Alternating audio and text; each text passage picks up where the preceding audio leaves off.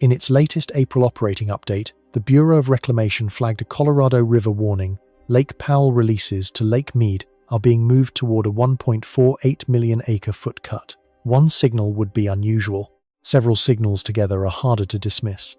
According to Reclamation, Colorado River system storage has fallen to about 36% of capacity. Lake Powell minimum probable inflow is forecast at just 2.78 million acre-feet, only 29% of the historical average. The agency also pointed to the lowest winter snowpack on record and record-breaking March heat across the basin. And beneath those numbers sits a harder threshold. Lake Powell could move toward 3,490 feet, the minimum power pool level for Glen Canyon Dam. But that is not the most dangerous part. The headline is not only the water being held back from Lake Mead. The hidden number is the remaining margin inside the reservoir system. This is not just a water cut. This is a reservoir margin failure on the Colorado River. So the question is no longer simply how much water gets released this year. The question is what happens when a shrinking margin reaches the dam, the power grid, the canal, the farm, the city, and the household. Like, subscribe, and comment where you are watching from, because this reservoir map is not only showing water, it is showing where system risk may appear first, but the cut itself is only the first light on the dashboard. At the beginning of the operating day, the first thing on the screen is not a dramatic photograph of a cracked lake bed, it is a federal water operations notice.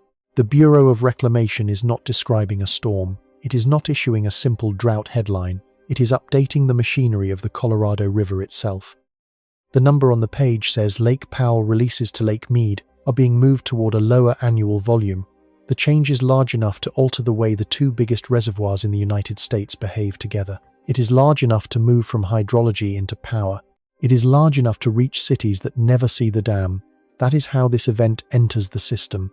Not as panic, not as weather drama, as an operating adjustment. At first, the dashboard looks technical. Lake Powell elevation. Lake Mead elevation. Inflow forecast. Release schedule. Percent of capacity. Probable hydrology. Minimum power pool. Units of acre-feet. Tables, not sirens. But that is exactly why the signal matters. A river system usually fails in public only after it has been failing in numbers for a long time. The emergency does not begin when a faucet slows. It begins when the reservoir margin becomes too thin to absorb another dry season. It begins when a manager has to protect one part of the system by transferring pressure to another part. It begins when the operating room stops, asking how to optimize the river, and starts asking which risk must be carried first. In this case, the first agency light comes from Reclamation. The agency is responsible for operating major federal water projects across the West, including Glen Canyon Dam at Lake Powell and Hoover Dam at Lake Mead. In ordinary years, those names may sound like monuments. In a year like this, they become control points. Glen Canyon Dam sits upstream, holding Lake Powell behind it. Hoover Dam sits downstream, holding Lake Mead. Between them lies the narrow operational relationship that keeps the Colorado River system moving water, generating power, supporting contracts, and buffering shortages. Powell is not just a lake. Mead is not just a lake. Together, they are a giant balancing device built into the desert. When Reclamation changes releases from Powell, the decision does not stay at Powell.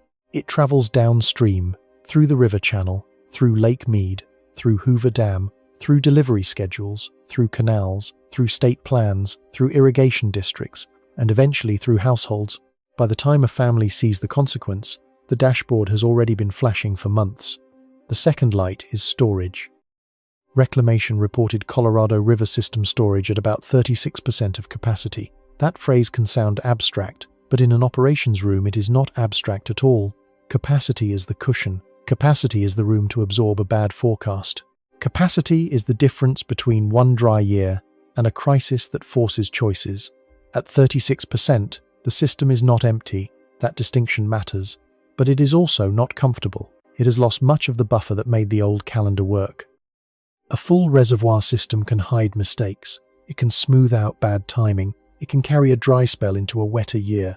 It can let cities, farms, tribes, and power customers believe that the river is more stable than the weather feeding it. A depleted reservoir system cannot do that as easily. That is the abnormal pattern. The problem is not only that one number is low, the problem is that several forms of cushion are shrinking at the same time. Storage is low. Forecast inflow is weak. Snowpack has underperformed. Heat has arrived early enough to matter. Soil and air are taking water before the river can receive it. And the operating rules are being asked to handle a river that is no longer behaving like the river they were built around. On their own, these signals could be treated separately. Together, they describe one larger configuration. The third light is Lake Powell inflow. In a normal public story, the word inflow can pass by unnoticed. It sounds like a background detail, a number for engineers. But inflow is the river's paycheck. It is the water that actually arrives at the reservoir after snow, weather, land, and temperature have all taken their share. Reclamation's minimum probable forecast for Lake Powell inflow was 2.78 million acre-feet for the water year, only 29% of the historical average. That is not just a low input. It is a warning that the mountain system feeding the reservoir is not converting the year into river water at the expected rate. The screen is now showing something different from ordinary drought. Ordinary drought says less water fell from the sky. This configuration says less water is making it through the entire chain. Snow does not simply become river. First, it must survive temperature. It must remain on the mountain long enough. It must melt at a pace the basin can use. It must pass through dry soil. It must avoid being pulled into the air. It must gather into tributaries. It must reach the reservoir. Every step can leak. When the forecast collapses to a small fraction of the historical average, the dashboard is no longer showing only weather. It is showing a breakdown in conversion. By mid-morning in the operating room, another signal matters. The river is not governed only by water. It is governed by thresholds. A reservoir at one elevation can do one set of things. At a lower elevation, it can do fewer things. The water may still be physically present, but the system cannot use it in the same way. That is why minimum power pool is more than a phrase. At Glen Canyon Dam, the critical level is around 3,490 feet. Below that, hydropower generation becomes endangered. The dam was built not only to store water, but to move water through turbines.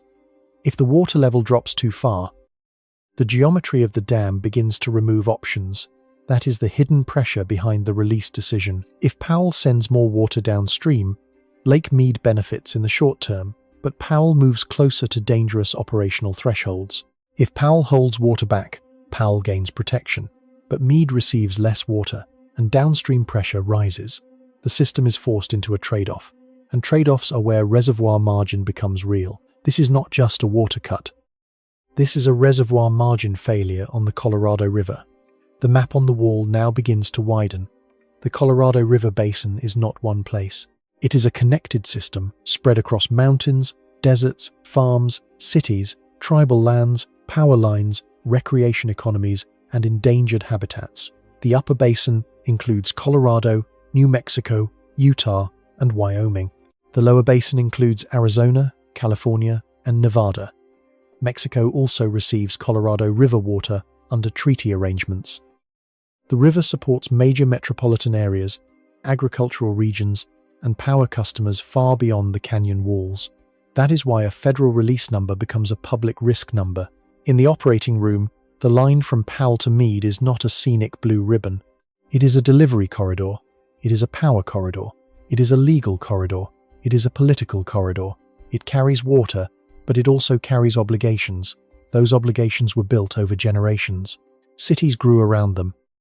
Irrigation districts planned around them. Farmers borrowed money around them. Utilities sold power around them. States negotiated around them. Tribal water rights sit inside and beside them. Environmental flows depend on them. Recreation economies rise and fall with them. When the operating assumption shifts, it does not only shift in a federal document, it shifts in all the places that quietly depend on the old assumption holding for one more year. By noon, the dashboard has become less like a weather map and more like a hospital monitor. One reading is storage, one is inflow, one is elevation, one is release volume, one is power margin, one is downstream demand, one is legal exposure, one is public trust. None of them alone tells the whole story, but together they describe a patient that is still alive, still functioning, and still delivering water, while the margin between normal operation and emergency operation has narrowed. That is the mood of this day, not collapse, compression, Compression is quieter than disaster. It does not always produce dramatic footage. It produces restrictions, revised schedules, emergency consultations, conservation agreements, temporary operations, legal pressure, higher costs, and difficult choices made earlier in the year than people expected. It asks agencies to preserve one reservoir by stressing another. It asks farmers to plan around uncertain deliveries. It asks cities to stretch conservation. It asks power operators to think about what happens when hydroelectric output becomes less dependable during hot months. And hot months matter here. The Colorado River does not operate in a vacuum. It operates inside the western summer. When temperatures rise, water demand rises, air conditioning load rises, crop water demand rises, evaporation rises.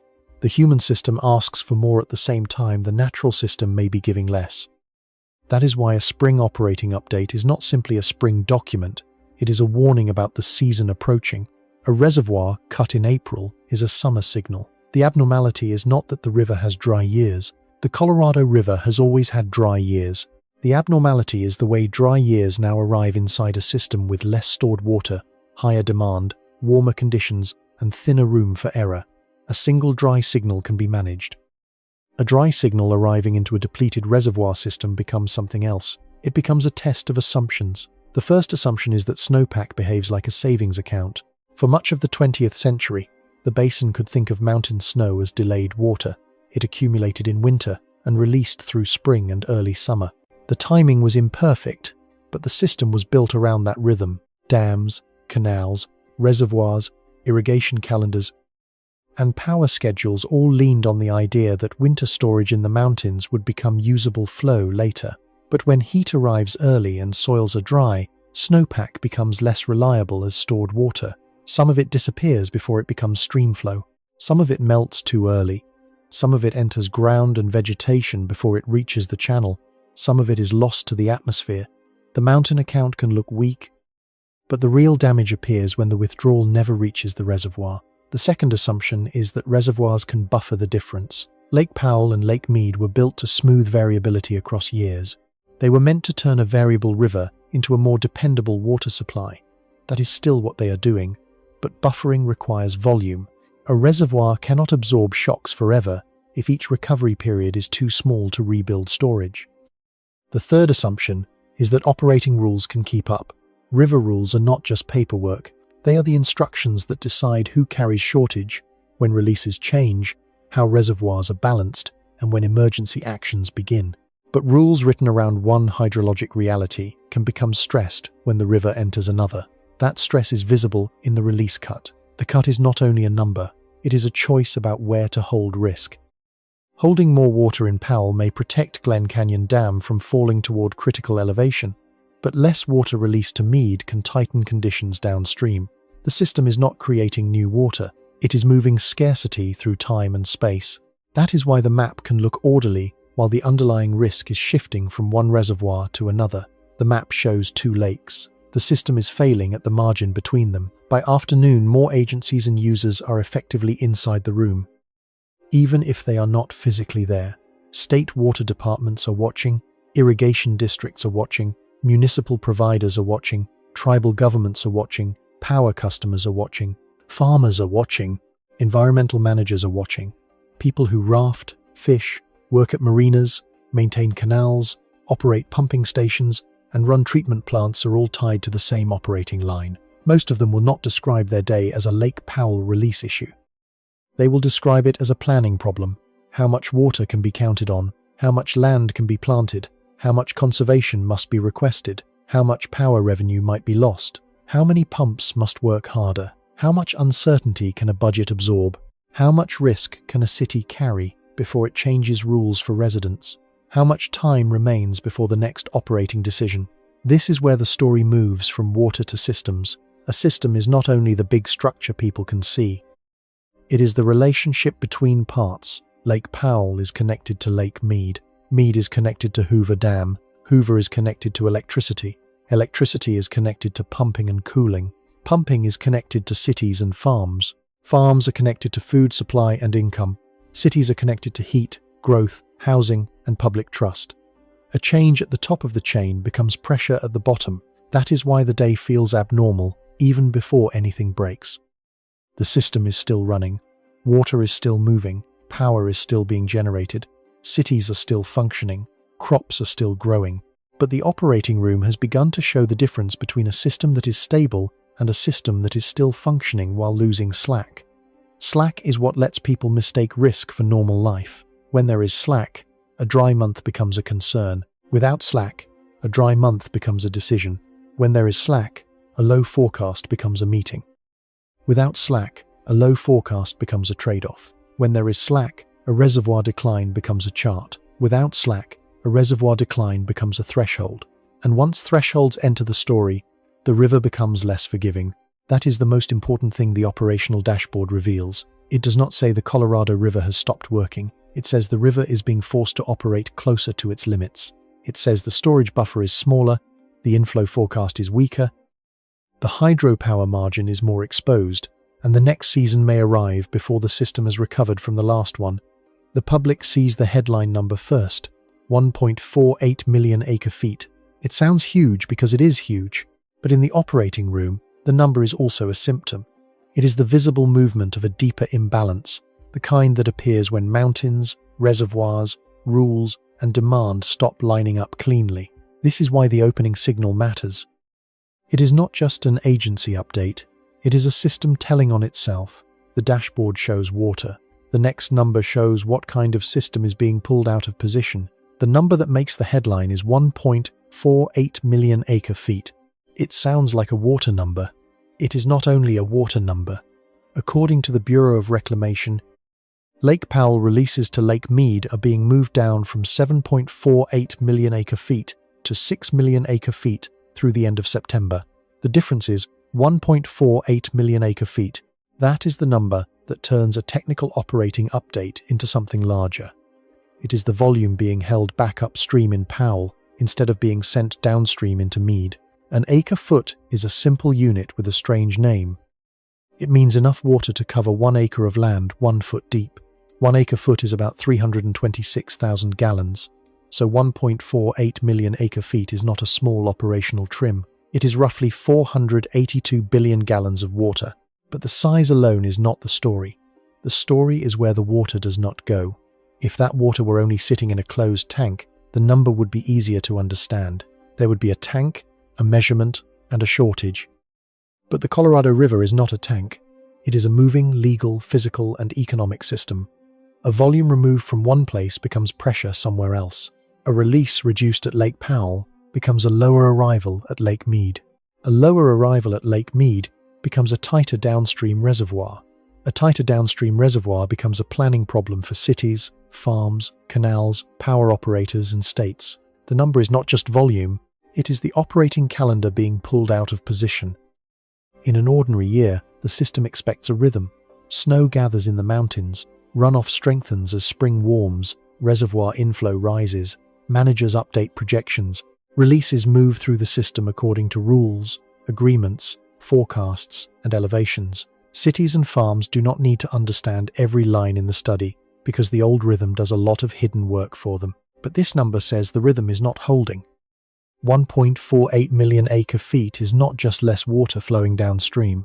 It is a sign that the upstream reservoir has become too exposed to release water at the previous planned level without increasing risk at Glen Canyon Dam.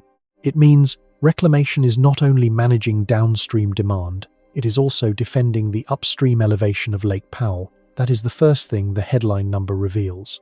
The second thing it reveals is the scale of the trade-off. Water held in Powell may protect Powell. It may help keep Lake Powell farther from the elevations where hydropower and dam operations become more dangerous. But water held in Powell is water that does not reach Mead on the same schedule.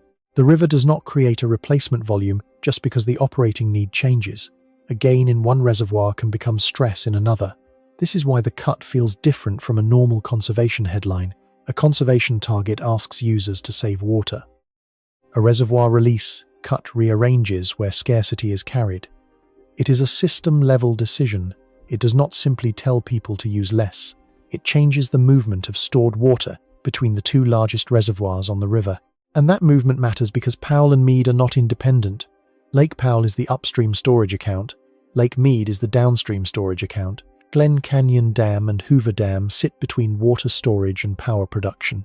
When Powell sends water, Mead receives support. When Powell holds water, Powell preserves elevation, but Mead absorbs pressure. If both reservoirs were high, this would be a manageable adjustment. But when system storage is already around 36% of capacity, a large release reduction does not land on a comfortable cushion. It lands on a thin one. That is why 1.48 million acre-feet has to be heard as a margin number. The visible number is the reduction. The real meaning is the shrinking room for error. Think of a city budget. A family can handle an unexpected bill if savings are strong. The bill is still unpleasant, but it does not change every decision in the house. If savings are weak, the same bill becomes a crisis.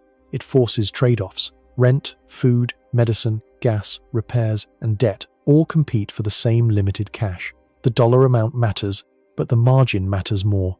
The Colorado River is now being operated in that second condition.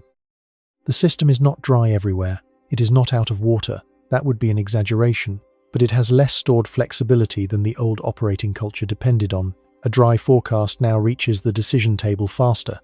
A hot March matters more. A weak snowpack matters more. A reservoir elevation forecast matters more.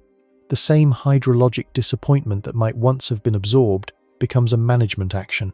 The number becomes a decision because the buffer is smaller. This is not just a water cut. This is a reservoir margin failure on the Colorado River. The number also changes how time feels inside the system. For someone looking at a river from the outside, 1 year may seem short. A bad year comes, a better year may follow. The river has always varied, that is true, but reservoir operations do not live only in the abstract idea of better years someday. They live inside monthly elevation projections, seasonal inflow forecasts, power generation requirements, water delivery obligations, and federal operating rules. A reservoir can be years in the making and months in the losing. When runoff fails, the system does not wait calmly for a distant average to return. It has to operate through this summer, this fall, this water year, and the next set of legal deadlines. The 1.48 million acre-foot cut is therefore a time signal. It says the system cannot simply wait for the old pattern to reappear. It has to change behavior now to keep critical thresholds farther away. That is what makes the headline number abnormal. It is not just that 1.48 million acre-feet is large, it is that the cut is happening in the operating space between two vulnerable reservoirs. It is happening while inflow forecasts are deeply weak. It is happening while storage is already low. It is happening as the system approaches a new post-2026 operating future, when the old rules are being replaced or renegotiated. It is happening in a basin where heat changes the meaning of snow. The number is large enough to see, but its context is what makes it dangerous. Outside the operations room, the number appears in ordinary life indirectly. It does not arrive as one dramatic wall of missing water. It arrives as a revision. A planning memo changes. A municipal water provider adjusts assumptions. A farm manager studies allocation risk. A canal operator watches reservoir levels. A hydropower planner recalculates expected generation. A state negotiator enters another meeting with less room to maneuver. A household hears about conservation but may not realize that the message began as a reservoir calculation hundreds of miles away. That is how a large river number becomes personal. It travels through institutions before it reaches a sink, a field, or a bill. First it is an acre-foot, then it is a reservoir elevation, then it is a release schedule, then it is a projected Mead level, then it is a shortage risk, then it is a water provider's plan, then it is a city's conservation message, then it is a farmer's planting decision, then it is a family's cost. By the time it becomes visible to the public, the number has changed shape. The public may hear drought, the system hears reduced flexibility, the public may hear a cut, the dam operator hears elevation, the public may hear reservoirs are low, the power operator hears head pressure, turbine limits, and reduced generation. The public may hear 1.48 million acre-feet. The basin hears a question: where will the missing margin be carried? That question is the real weight of the number.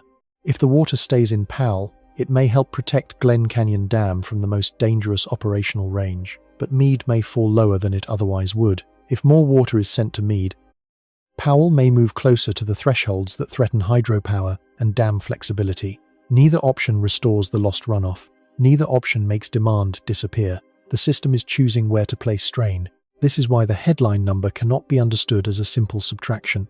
It is not 7.48 minus 6. It is not only 1.48. It is an operating system revealing that it cannot satisfy every old expectation under the current conditions.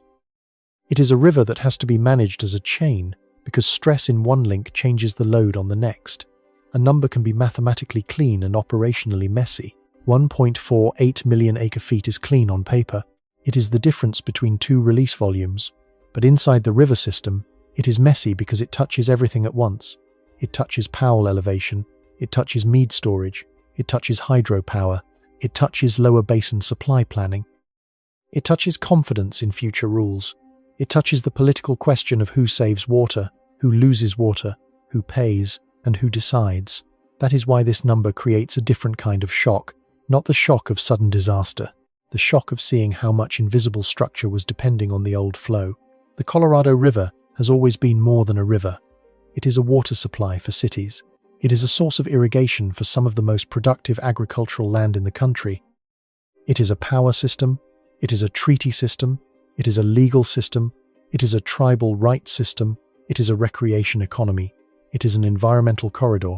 It is also a story millions of people have been able to ignore because the infrastructure made the river feel stable. The headline number weakens that illusion. 1.48 million acre-feet tells the viewer that the issue is no longer waiting in the future. It is already inside the release schedule. It has entered the rules that move water between Powell and Mead. It has entered the balance between upstream protection and downstream pressure.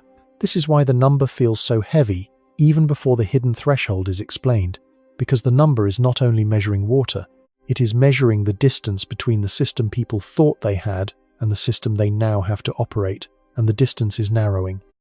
The next mistake would be to think that the biggest number is automatically the most important number. It is not. The headline number is the door into the story. The deeper risk is behind it.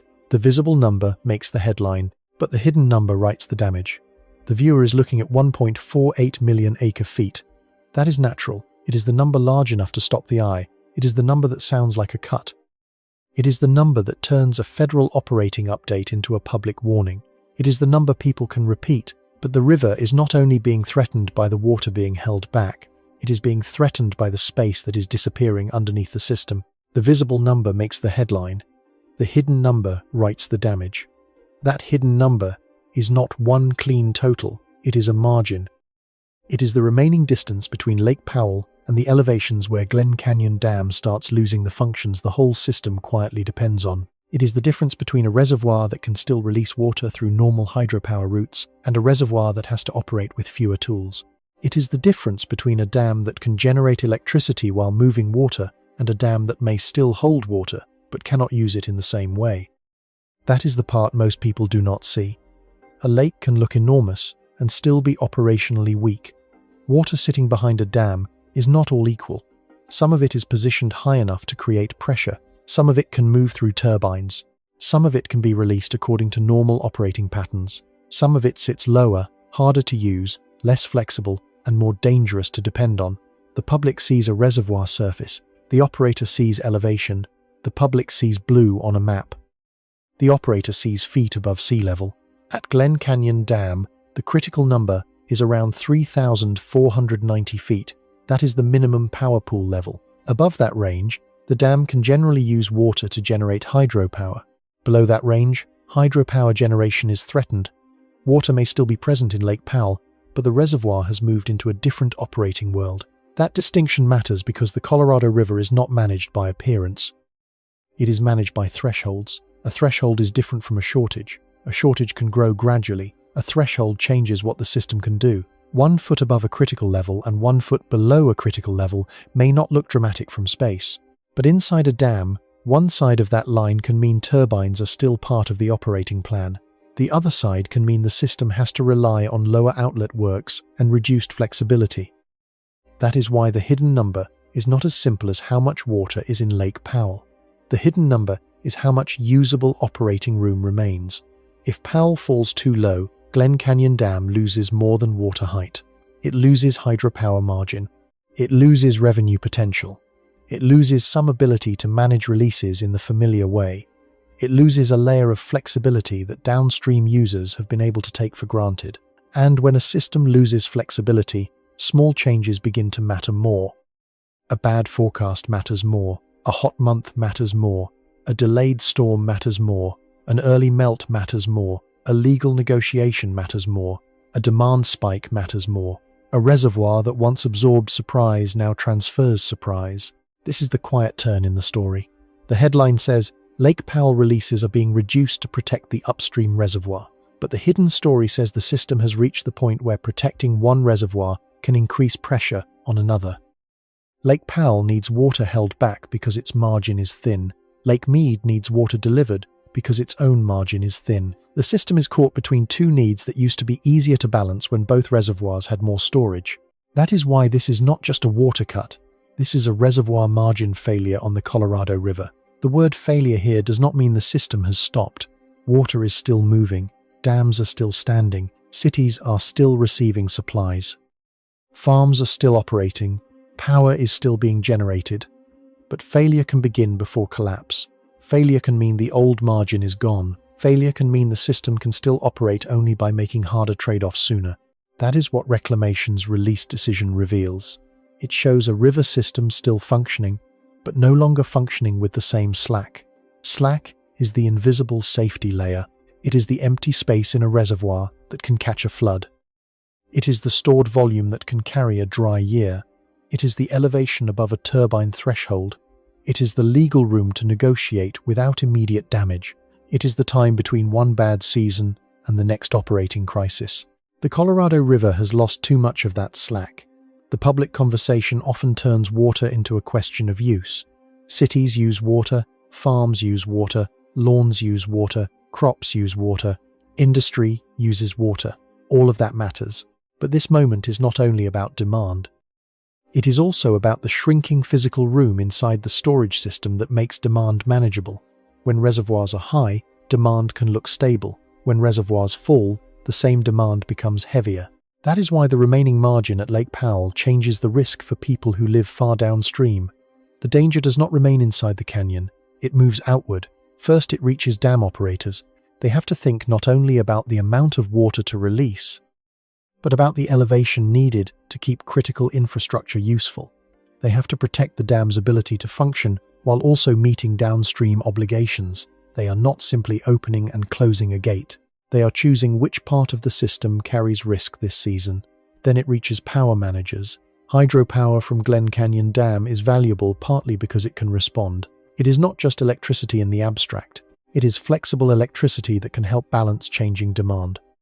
When reservoir elevation falls, power generation can decline. When power generation becomes less dependable, the grid has to make up the difference somewhere else. Then it reaches water agencies.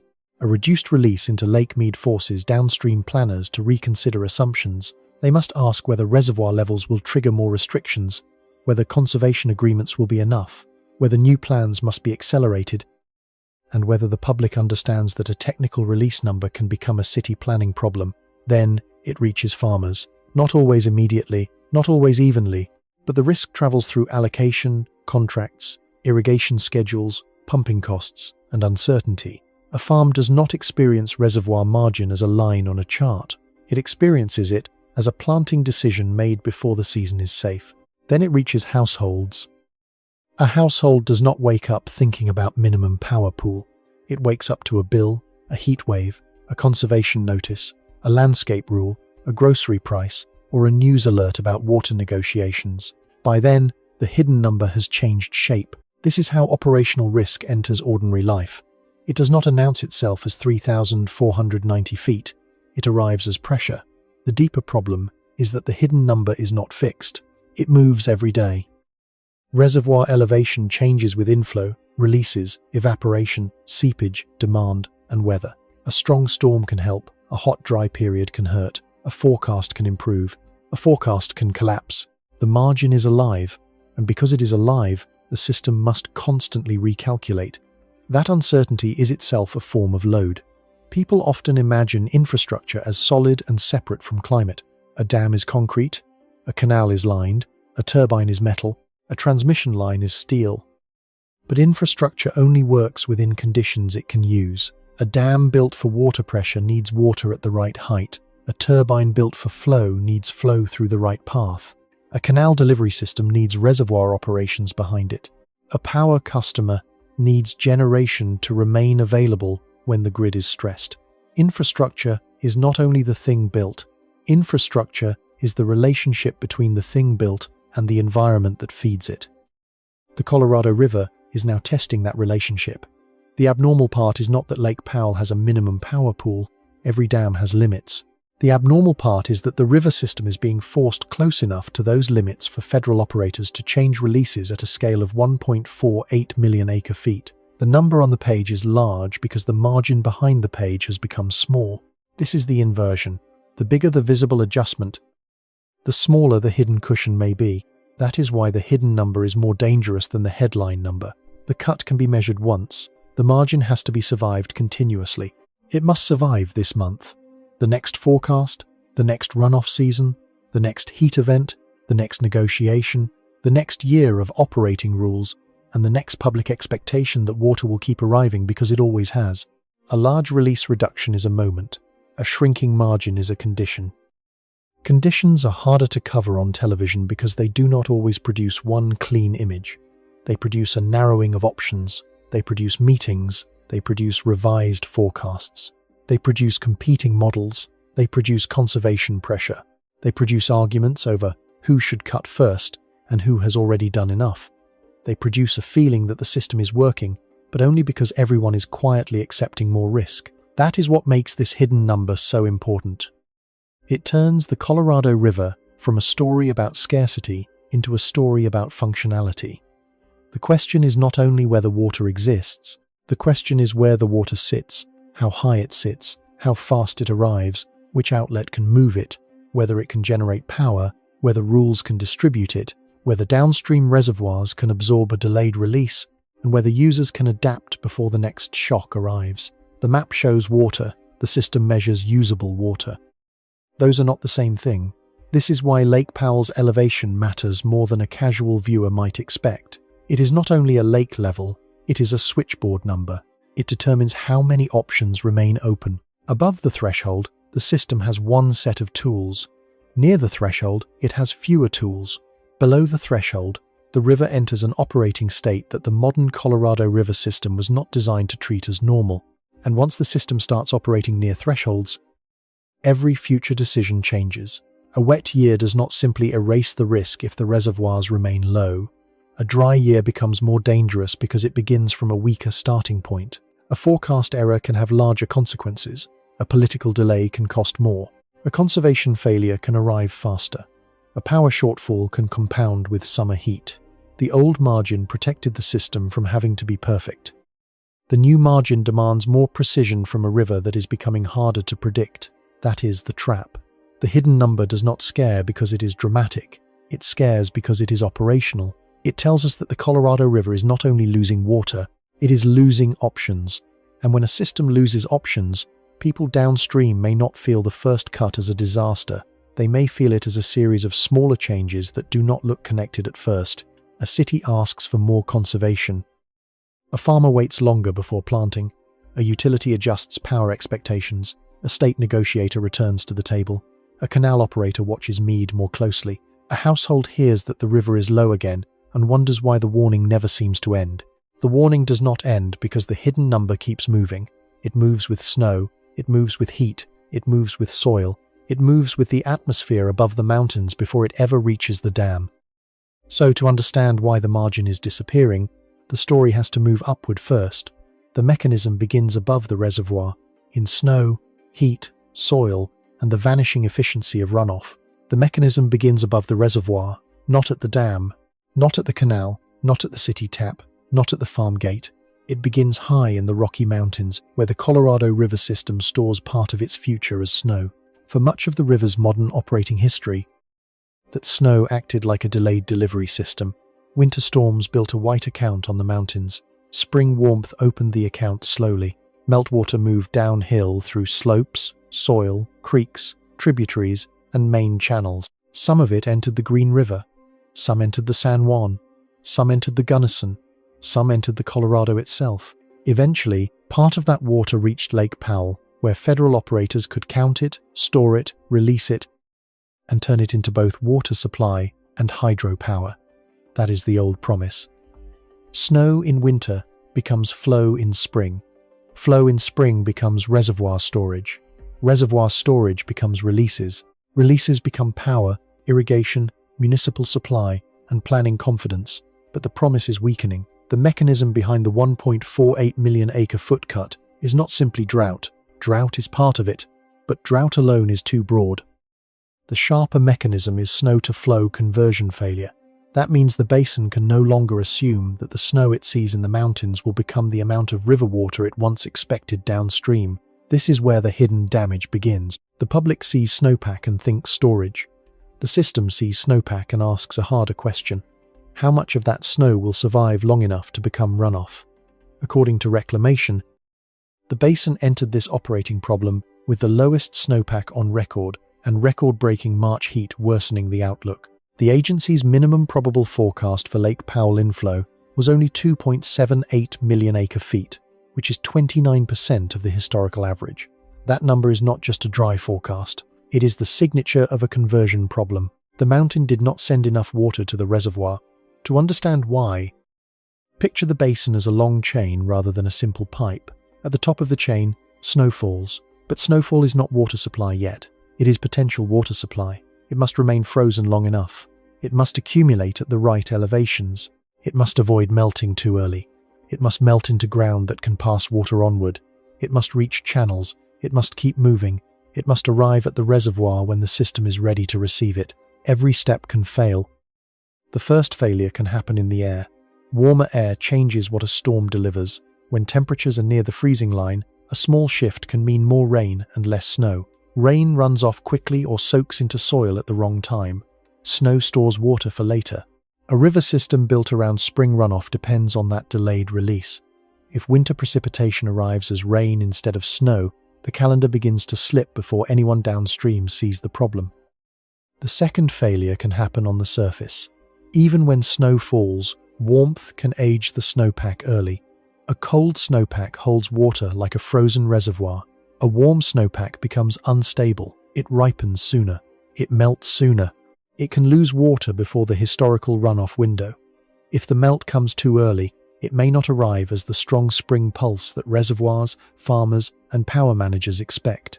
Timing becomes supply. A gallon arriving at the wrong time is not the same as a gallon arriving when the system can use it. The third failure can happen in the soil. Dry soil behaves like a sponge that has been left out too long. When meltwater reaches it, the ground absorbs a large share before water can become streamflow. This does not mean the water disappears from the planet. It means it does not enter the river when the reservoir system needs it. It goes into soil moisture, plants, groundwater pathways, and evaporation. The river sees less. This is one of the most important parts of the mechanism because it explains why snowpack and runoff can decouple. A basin can receive some snow and still produce disappointing flow. The mountain ledger may show water stored above ground, but the land below can claim it before the river does. After long dry periods, the first meltwater often pays back the soil moisture deficit. Only after that deficit is partly filled does more water become efficient runoff. The land takes its debt first, then the river receives what remains. The fourth failure happens through the atmosphere. Warm air can pull more moisture from land, vegetation, and open water. Scientists call this evaporative demand. In plain language, it means the air is thirsty. When the air is warmer and drier, it asks more from the landscape. Soil dries faster. Plants use more water. Snow can shrink through melting and sublimation. Reservoir surfaces lose more. The entire basin becomes a place where water must survive more demands before it reaches the channel. The river is not only losing water to use, it is losing water to the conditions surrounding the river. This is why a hot month can matter even if no single disaster happens during that month. Heat does not need to burn the landscape to change the water budget. It only has to raise the cost of moving water from mountain to reservoir. A warmer spring can speed melt, dry soils, increase evaporation, raise plant demand, and reduce the fraction of snow that becomes streamflow. The mechanism is quiet, then the reservoir number reveals it. This is the crucial point. The Colorado River's danger is not only visible in what falls from the sky, it is visible in the efficiency of the basin. Runoff efficiency means how much water enters the river compared with the precipitation or snowpack that existed upstream. When efficiency is high, snow becomes flow more reliably. When efficiency is low, the basin leaks more water before the river can deliver it. In a warming and drying basin, low runoff efficiency becomes a threat multiplier. The same storm pattern can produce less useful river water. The same snowpack can produce lower inflow. The same reservoir system can become more exposed. That is how a climate signal becomes an operations signal. It moves from the atmosphere into snow, from snow into soil, from soil into tributaries. From tributaries into Lake Powell, from Lake Powell into Glen Canyon Dam, from the dam into release schedules, from release schedules into Lake Mead, from Mead into Hoover Dam, canals, farms, cities, and power contracts. By the time the mechanism becomes visible as a 1.48 million acre-foot cut, the system is already carrying load. This is why the public often meets the problem late. A person sees the headline when the release changes. A water manager sees the problem earlier. In snow surveys, soil conditions, stream flow forecasts, reservoir elevation projections, and hydrologic models, the public sees an agency decision. The operations room sees the accumulated result of months of weather, heat, land dryness, and shrinking buffer. The cut is not the beginning of the mechanism. It is the point where the mechanism reaches the control panel. The beginning is on a slope in winter, when a storm either builds the snowpack or fails to. Then it is in March, when heat arrives and the snowpack starts losing time. Then it is in the soil, where dry ground absorbs meltwater. Then it is in a small creek, where the expected pulse is weaker. Then it is in a tributary gauge, where the flow number comes in below forecast. Then it is in Lake Powell, where the surface elevation does not rise enough. Then it is in a federal study, where operators see the path toward dangerous thresholds. The story travels downhill before it becomes news. Think of the snowpack as a water tower made without steel. It sits on mountains instead of columns. It has no pipes, but it feeds rivers. It has no valve, but temperature opens it. It has no walls, but cold air holds it in place. When that cold air weakens, the water tower begins to leak from every side. Some water leaves too early, some enters soil, some disappears into the air. Some never reaches the main channel with enough force to rebuild storage. The reservoir at the bottom then receives a smaller deposit. A smaller deposit means less margin. Less margin means a release decision. That decision then changes the downstream map. This is why the mechanism cannot be explained only as a weather story. Weather is the trigger in a given season, but the system risk comes from the interaction between weather and infrastructure. The dams were built to manage variability. They were not built to create water. They can store what arrives. They can shape releases. They can generate power when elevation allows. They can buy time, but they cannot replace a failed runoff season. A dam can smooth a river. It cannot make the mountains deliver water that never arrived. And once reservoir storage falls low enough, the smoothing function weakens. The dam still exists, the concrete is still there, the gates still operate, the turbines may still turn, but the dam has less water height to work with, less buffer to absorb bad forecasts, less power margin, and less room to satisfy competing needs without transferring stress somewhere else. That is how the mechanism moves from natural system to built system. Snow failure becomes reservoir failure. Reservoir failure becomes power margin failure. Power margin failure becomes planning failure. Planning failure becomes human uncertainty. The mechanism is not one clean domino chain. It is a web, but the direction is clear enough to follow. Start with lower snowpack and more heat. That reduces expected runoff. Lower runoff reduces inflow to Lake Powell. Lower inflow threatens Powell elevation. A threatened Powell elevation forces Reclamation to hold back more water. Holding back water reduces releases to Lake Mead. Reduced releases stress Mead. A stressed Mead threatens downstream allocations and Hoover Dam generation. Those pressures then move into state negotiations, city conservation programs, irrigation decisions, and power planning. The atmosphere touches the household through the reservoir. That sentence sounds abstract until you place it in a kitchen. A person standing at a sink in Phoenix may never see the high basin snowpack. They may never visit Lake Powell. They may not know the elevation of Glen Canyon Dam. They may not read a 24-month study. but the water system serving that household depends on the same chain. If the chain weakens for long enough, the household does not need to understand the mechanism to feel its consequences. A conservation message arrives, a bill changes, a landscaping rule tightens, a city budget shifts, a grocery price moves, a summer power demand forecast becomes more stressful. The mechanism has entered daily life, but it does not look like snow anymore. It looks like cost, it looks like limits, it looks like uncertainty. That is why this story must move slowly through the chain. If it jumps from climate to crisis too quickly, it misses the operational truth. The danger is not that one hot month directly shuts off a city. The danger is that repeated heat, weak snowpack, dry soils, and low reservoir storage reduce the system's ability to recover. When recovery weakens, the next bad year starts from a worse position. Then the year after that has less room to fail. Then every forecast becomes heavier. This is the future echo hidden inside the present mechanism. A resilient reservoir system can take a bad year and wait for recovery. A depleted reservoir system must treat every bad year as a possible threshold event.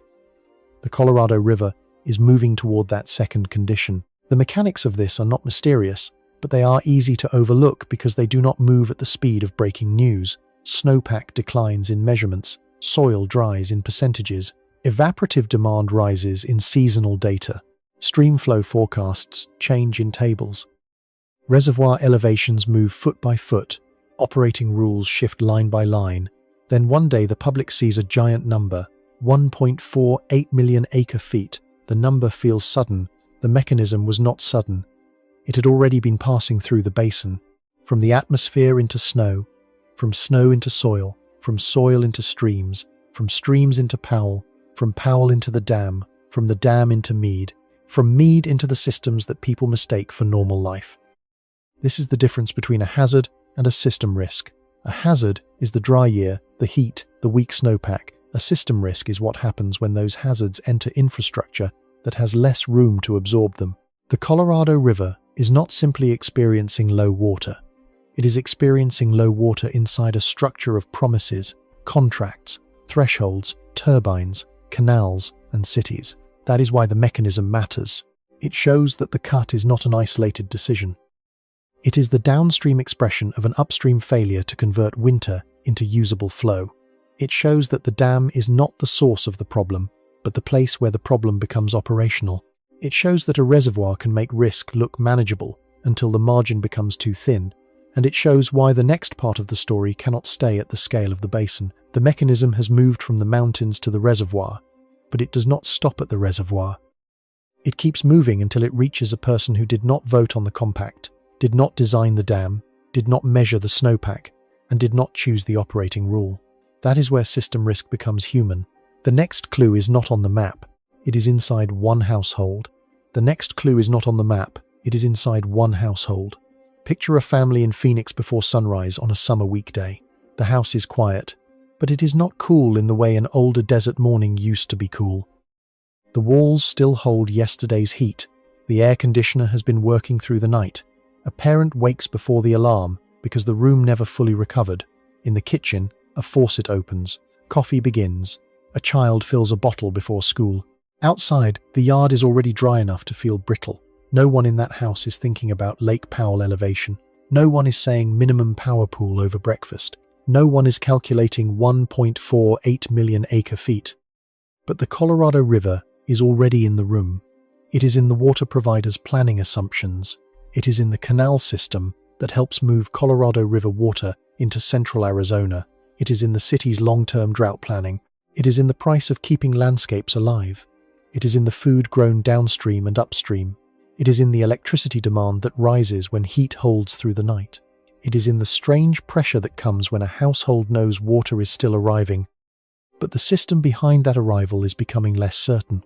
The body does not experience the Colorado River as a compact. It experiences it as price, heat, work, food, and uncertainty. That is the human pathway.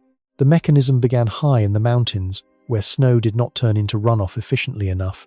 It moved through dry soil and warmer air. It reached tributaries as weak flow. It entered Lake Powell as a poor inflow forecast. It reached the federal operating room as a release decision.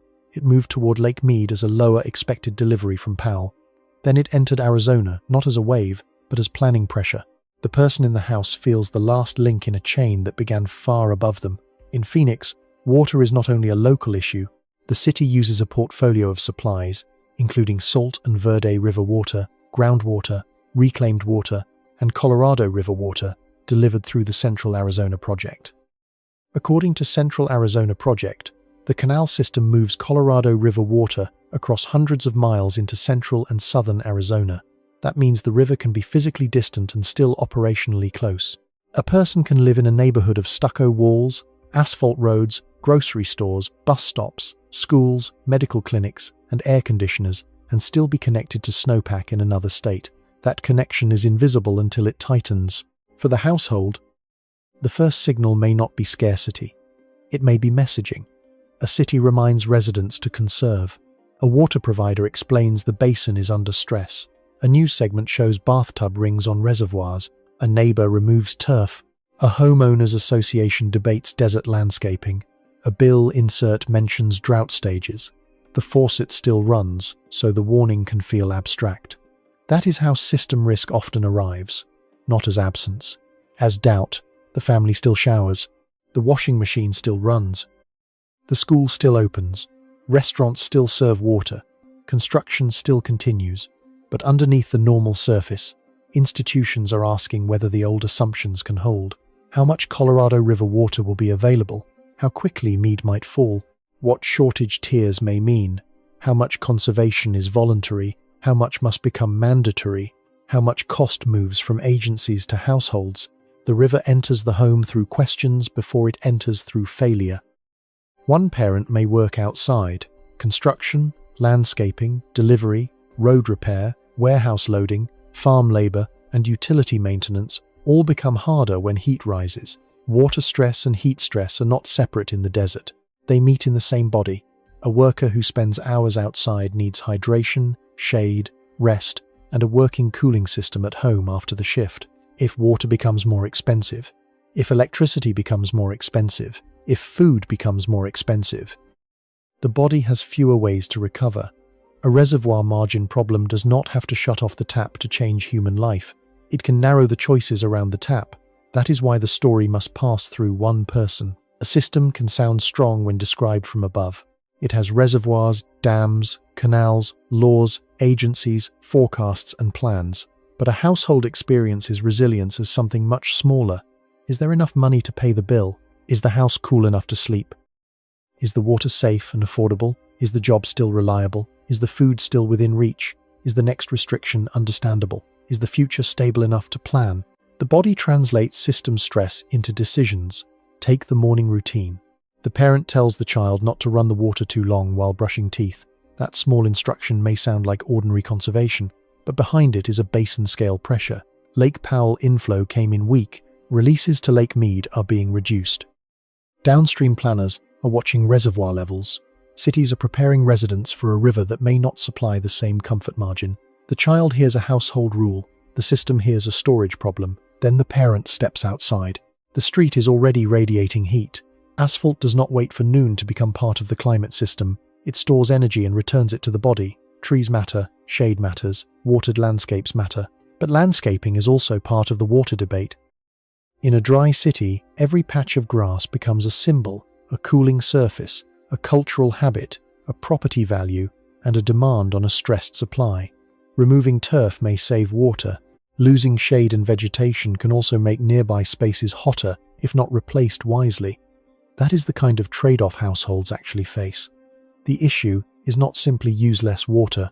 The issue is how to use less water without making heat more dangerous, neighborhoods less livable, and low-income households more exposed. By afternoon, the mechanism reaches work. If the parent works indoors, the building depends on cooling.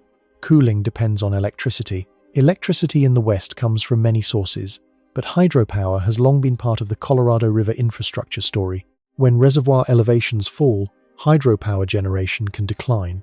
That does not mean the lights go out automatically. It means grid managers may need other generation, more planning, or higher costs to replace flexibility that water once provided. If the parent works outdoors, the body becomes the first infrastructure. Sweat is a cooling system. Blood flow is a cooling system.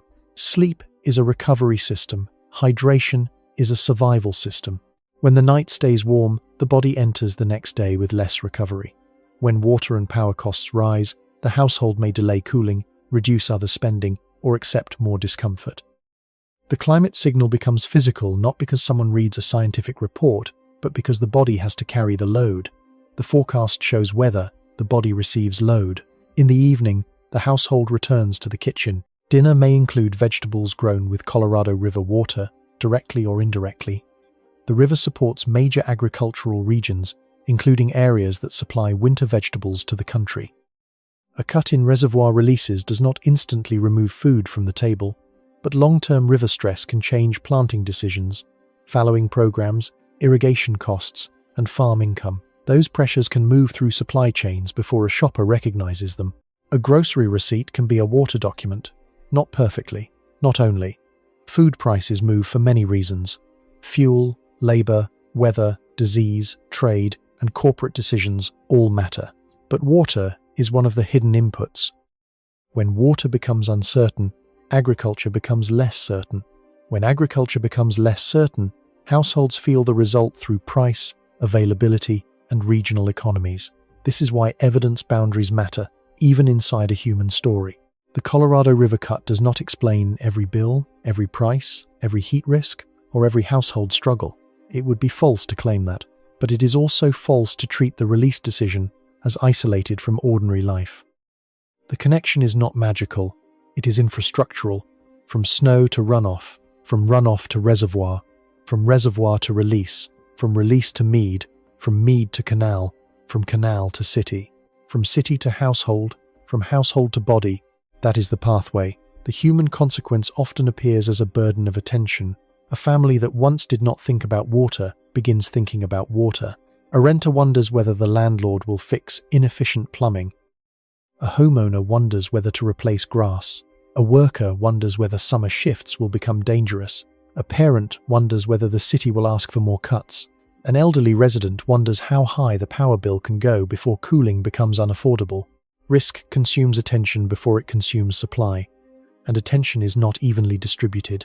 A wealthy household can buy efficient appliances, install desert landscaping, repair leaks quickly, add shade, improve insulation, and absorb higher bills. A lower-income household may not own the property, may not control landscaping, may not be able to replace an old cooler, may already be choosing between utilities and food, and may live in a hotter neighborhood with fewer trees and more pavement. The same river signal does not land equally. That is one of the hardest truths in system risk. The dashboard has one number, but the consequences split by income, housing, job type, age, health, and neighborhood. A retired person living alone in a poorly insulated apartment experiences heat and utility stress differently from a family with savings. An outdoor worker experiences the same forecast differently from an office worker. A farmer experiences reservoir uncertainty differently from someone who only sees the issue on television. The river is shared, the burden is not. That does not mean the household is helpless. Conservation matters. Planning matters. Local water management matters. Reuse, leak reduction, groundwater protection, smarter landscaping, efficient irrigation, and honest public communication all matter. The point is not that one family decides the fate of the Colorado River. The point is that the river's operating stress eventually becomes a set of choices that families can feel. A system becomes real when it asks ordinary people to adapt. By night, the house is quiet again. The faucet still works. The lights still work. The air conditioner still works. The danger has not arrived as a Hollywood disaster. That is exactly what makes it easy to underestimate. Nothing dramatic has to happen inside the house for the river to have entered it. The warning arrives in small forms: a tighter water rule, a higher bill, a city campaign, a reduced lawn, a hotter walk to the bus stop, a farm job with more uncertainty, a power system with less hydropower margin, a parent telling a child not to waste water, without being able to explain that the instruction began with snowpack failure hundreds of miles away. This is not just a water cut. This is a reservoir margin failure on the Colorado River, traveling through the systems that make a normal day possible. The household shows the pathway, but it is not the weak point. The weak point is smaller than a city and more specific than drought. It sits inside the infrastructure that was supposed to make the river dependable. It is a place where water height becomes electricity, where elevation becomes revenue, where a shrinking reservoir becomes a mechanical limit. The weak point is not the whole system. The weak point is inside the dam.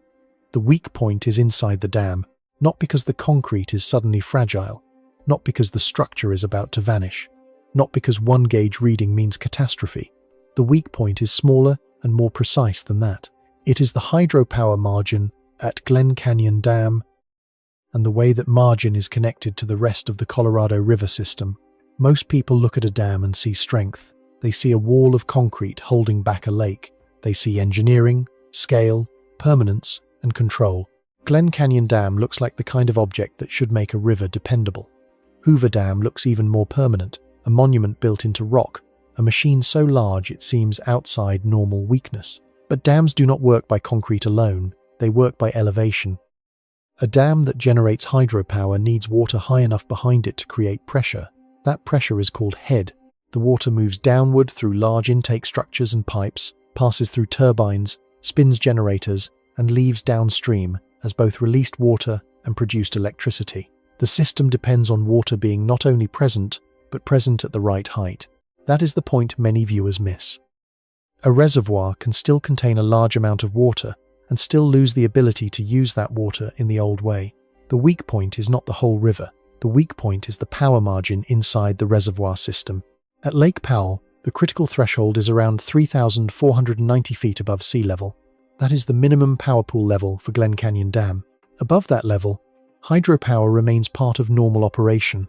Near that level, risk rises. Below that level, the dam can lose the ability to generate power through its turbines. Water may still be stored in the reservoir, but the system has crossed into a different operating state. That is why the hidden number matters. The river is not simply asking whether there is water behind the dam, it is asking whether that water is high enough to do the jobs the dam was built to do. A dam like Glen Canyon is not only a wall, it is a switchboard. It connects reservoir storage to water releases, electricity, revenue, environmental programs, and downstream commitments. When the lake level falls, that switchboard begins losing circuits. The water can no longer be treated as one uniform supply. Its position determines its usefulness. This is where the 1.48 million acre-foot cut becomes more than a release decision. Reclamation is trying to hold more water in Lake Powell because Powell's elevation matters. If Powell falls too close to minimum power pool, Glen Canyon Dam moves toward a condition where hydropower is threatened. That would not only affect electricity generation, it would affect the financial and operational structure built around that generation. Hydropower revenue helps support river operations, dam maintenance, environmental programs, salinity control, and other functions tied to the Colorado River Storage Project. When generation falls, the issue is not only fewer megawatt hours, it is less of the flexible power and revenue that have helped the river system function. This is the infrastructure weak point, not the lake, not the entire basin, the margin between lake level and turbine function. In ordinary conditions, that margin is invisible. The dam releases water, electricity is generated, power customers receive supply, agencies plan around expected output, the public sees a reservoir and assumes the system is working. But when the margin narrows, everything becomes more conditional. How much water can be released without pushing Powell too low?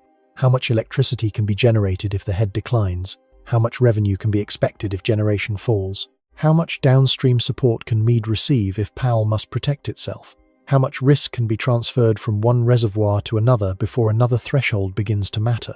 The dam becomes a decision point. To understand why this is dangerous, follow a single unit of water through the machine. It begins as storage in Lake Powell.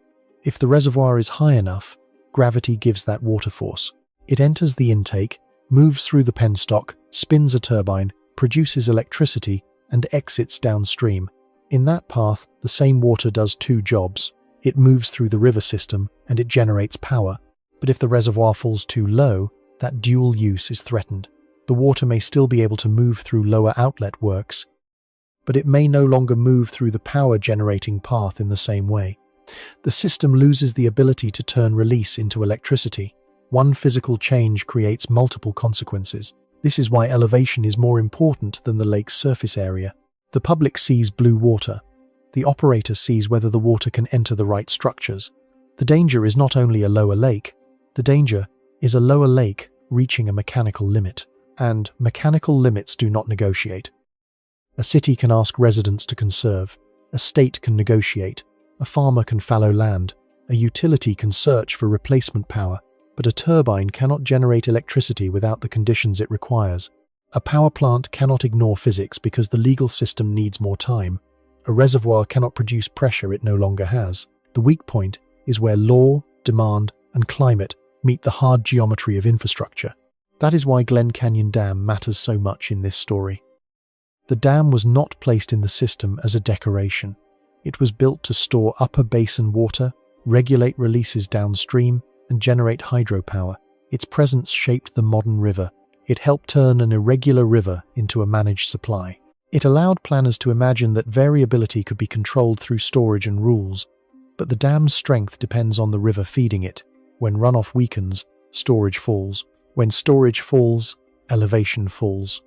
When elevation falls, power margin falls. When power margin falls, the dam still stands, but the system becomes less capable. That is the difference between structural strength and operational strength.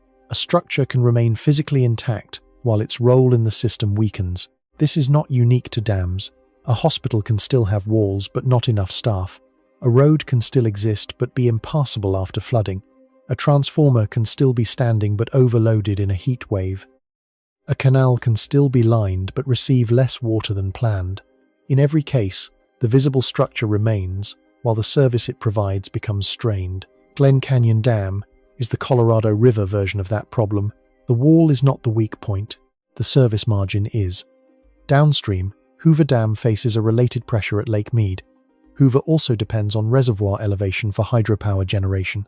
As Lake Mead falls, the amount of power that can be produced declines because there is less hydraulic head. The dam may continue operating, but at reduced capacity. The same principle applies. Water height becomes energy. Less height means less generation. Now connect the two dams. If Powell releases less water to protect Glen Canyon, Mead receives less support than it otherwise would. If Mead falls lower, Hoover's hydropower margin becomes more stressed. If Powell releases more water to support Mead, Powell becomes more exposed to its own minimum power pool. The two reservoirs are not separate risks, they are linked risks. The system has to choose which weak point to protect first. That is why this cut feels like an infrastructure test. It is not simply about how much water one lake has, it is about whether the reservoir pair can still perform the balancing act that made the modern Colorado River possible. Powell protects upstream storage and Glen Canyon power. Mead supports downstream deliveries and Hoover power. When both reservoirs are low, the balancing act becomes harder. The system no longer has enough cushion to satisfy all expectations at once. This is the moment when hidden infrastructure becomes visible. Usually, hydropower is background. People flip a switch and do not think about reservoir elevation. Water moves through a canal and they do not think about turbine head. A city pumps water, and few people ask whether hydropower revenue helped maintain the larger river system. Normal operation hides dependency. Low margin reveals it. The first people to feel this weak point are not necessarily households. They are operators, power managers, water agencies, and financial planners. They see the problem before the public feels it directly. They see lower generation projections. They see replacement power costs. They see revenue uncertainty. They see less flexibility to respond to peak demand. They see a river system that used to provide both water and power, now forcing trade-offs between them. Then the pressure spreads. Power customers may face higher costs if replacement electricity must come from other sources. Agencies may face tighter budgets if hydropower revenue falls. Water managers may lose flexibility in release timing. Environmental programs may face uncertainty if funding streams weaken. Grid planners may have to cover hot periods with less dependable hydro output. Downstream users may face more aggressive negotiations over conservation. A reservoir elevation becomes a chain of consequences. This is how a weak point works. It does not have to break the entire system at once. It only has to remove one function that other parts of the system quietly depend on. Once that function weakens, the burden shifts outward. Other power plants must cover. Other funding sources must be found. Other users must conserve. Other agencies must coordinate. Other households may eventually pay more. The small component changes the whole system because the whole system was organized around it. The weak point is not dramatic because it is hidden in machinery, but it is powerful because it converts a water shortage into an infrastructure problem. A river can be short of water and still manageable if the infrastructure has enough margin. A reservoir can be lower than normal and still stable if it remains far from thresholds. A dam can produce less power and still function if the decline is gradual and planned. But when all of these conditions tighten together, the weak point becomes the place where ordinary management starts to look like emergency management. That is what the Colorado River is approaching, not one single collapse, a narrowing field of workable options. The most dangerous part is that the weak point does not announce itself with a single failure sound. It appears as reduced output, cautious releases, changed forecasts, risk language, revised operations, conservation negotiations, and planning documents. It sounds bureaucratic because infrastructure often fails bureaucratically before it fails visibly. First, the forecast changes, then the release schedule changes, then the generation estimate changes, then the revenue expectation changes, then the downstream projection changes, then the state negotiation changes, then the public hears that more adaptation may be needed. By the time people understand that the dam was the weak point, the system may have already spent years operating around it. This is why the term minimum power pool should not be treated as technical clutter. It is a boundary between two versions of the river. Above it, the modern system can still pretend the dam's traditional functions remain available. Below it, the river enters a condition where storage and power no longer travel together in the same way. That is a profound change, because the Colorado River was not only engineered to move water, it was engineered to turn water into reliability. Hydropower was part of that reliability. Reservoir storage was part of that reliability. Release rules were part of that reliability. Contracts were part of that reliability. The entire system taught people to expect that a variable river could be made dependable through enough engineering and enough law. Now the river is testing the word enough. Enough storage, enough runoff, enough elevation, enough power margin, enough legal flexibility, enough public trust. The weak point reveals that there may not be enough of all of them at once. This is where the story becomes heavier, but also clearer. The Colorado River crisis is not only about a natural system becoming drier, it is about a built system reaching the edge of the conditions it needs to keep working normally. The dams are not passive monuments, they are active machines. And machines have operating ranges. A machine outside its operating range may still exist, but it no longer performs the same job. That is the quiet terror of reservoir margin failure. The public conversation can remain stuck on whether there is still water in the lake, but the better question is whether the lake still gives the system the functions it was counting on. Can it release water through the preferred path? Can it generate power? Can it support revenue? Can it buffer another dry season? Can it protect the downstream reservoir? Can it do all of that while the atmosphere keeps pulling more water from the basin? Those questions cannot be answered by a photograph alone. They require looking inside the dam. Inside the dam, water height becomes pressure. Pressure becomes turbine motion. Turbine motion becomes electricity. Electricity becomes revenue. Revenue becomes operations. Operations become deliveries. Deliveries become confidence. And confidence is what lets millions of people live as if the river will continue to arrive on schedule. When hydropower margin shrinks, confidence shrinks with it. That does not mean the system is doomed. It means the system is being forced to operate more honestly. The old story said the river could be managed into reliability. The new story says reliability depends on margins that are now visible because they are disappearing. This is why the weak point matters more than the headline. The headline tells us how much water is being held back. The weak point tells us why that decision had to be made. It had to be made because the system is protecting the functions of Glen Canyon Dam from a reservoir level that is too close to a mechanical threshold. It had to be made because Lake Powell is not only a body of water, it is a working part of a machine. It had to be made because Lake Mead and Hoover Dam are connected to that machine. It had to be made because the river is no longer giving the reservoirs enough room to avoid these trade-offs. And once a river system starts protecting one weak point by stressing another, the future becomes a sequence of harder choices.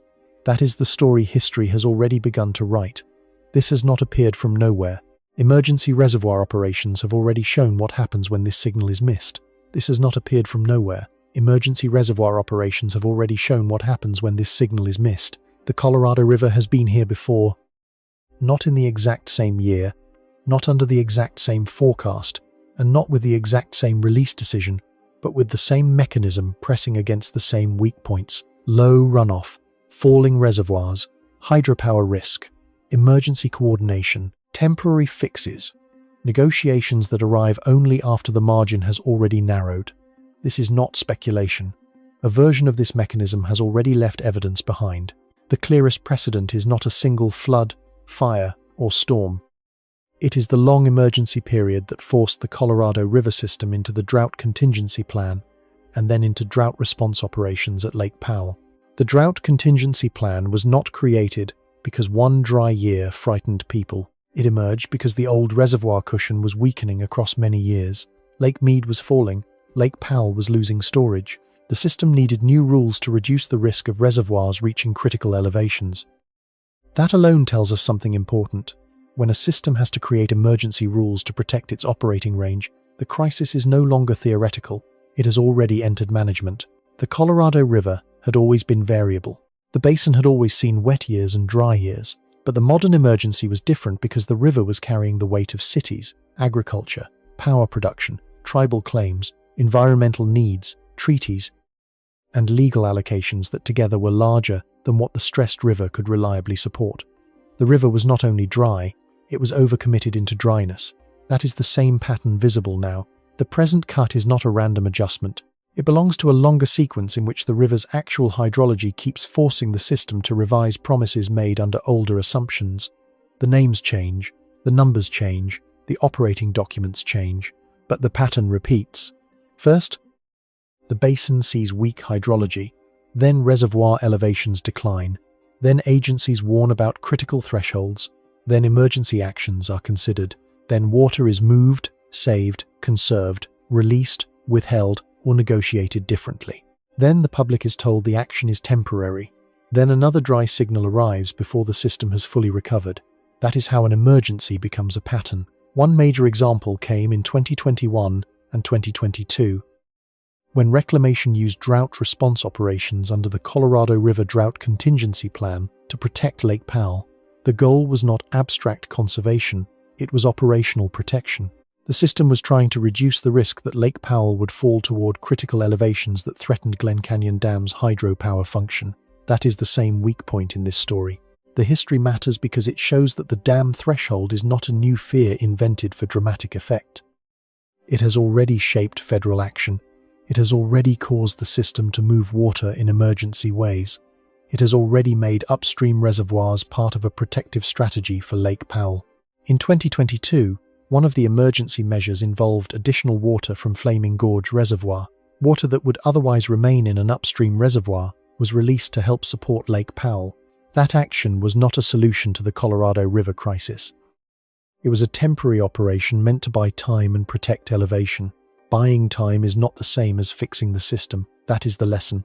An emergency release can lift a reservoir temporarily. A conservation deal can reduce pressure temporarily. A wet year can improve conditions temporarily. But if the underlying pattern remains, the system returns to the same problem from a slightly different angle.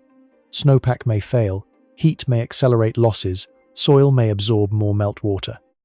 Demand may remain high, reservoirs may not rebuild enough, and the next operating decision begins from a weaker baseline. The precedent does not say history will repeat exactly. It says the mechanism has already proved it can move the system. The mistake would be to treat each emergency action as a separate episode: a release from Flaming Gorge, a reduction from Powell, a conservation agreement, a shortage declaration, a new forecast, a new negotiation. Each can be described separately, but together they form one long signal. The river system is spending its backup plans. That is the historical warning.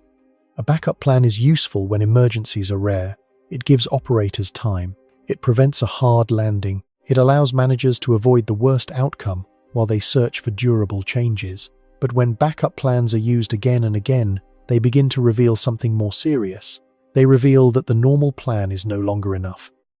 The Colorado River has not been failing because no one noticed the problem. It has been failing because noticing the problem does not create water. Officials have known the reservoirs were under stress. Scientists have studied warming and aridification in the basin.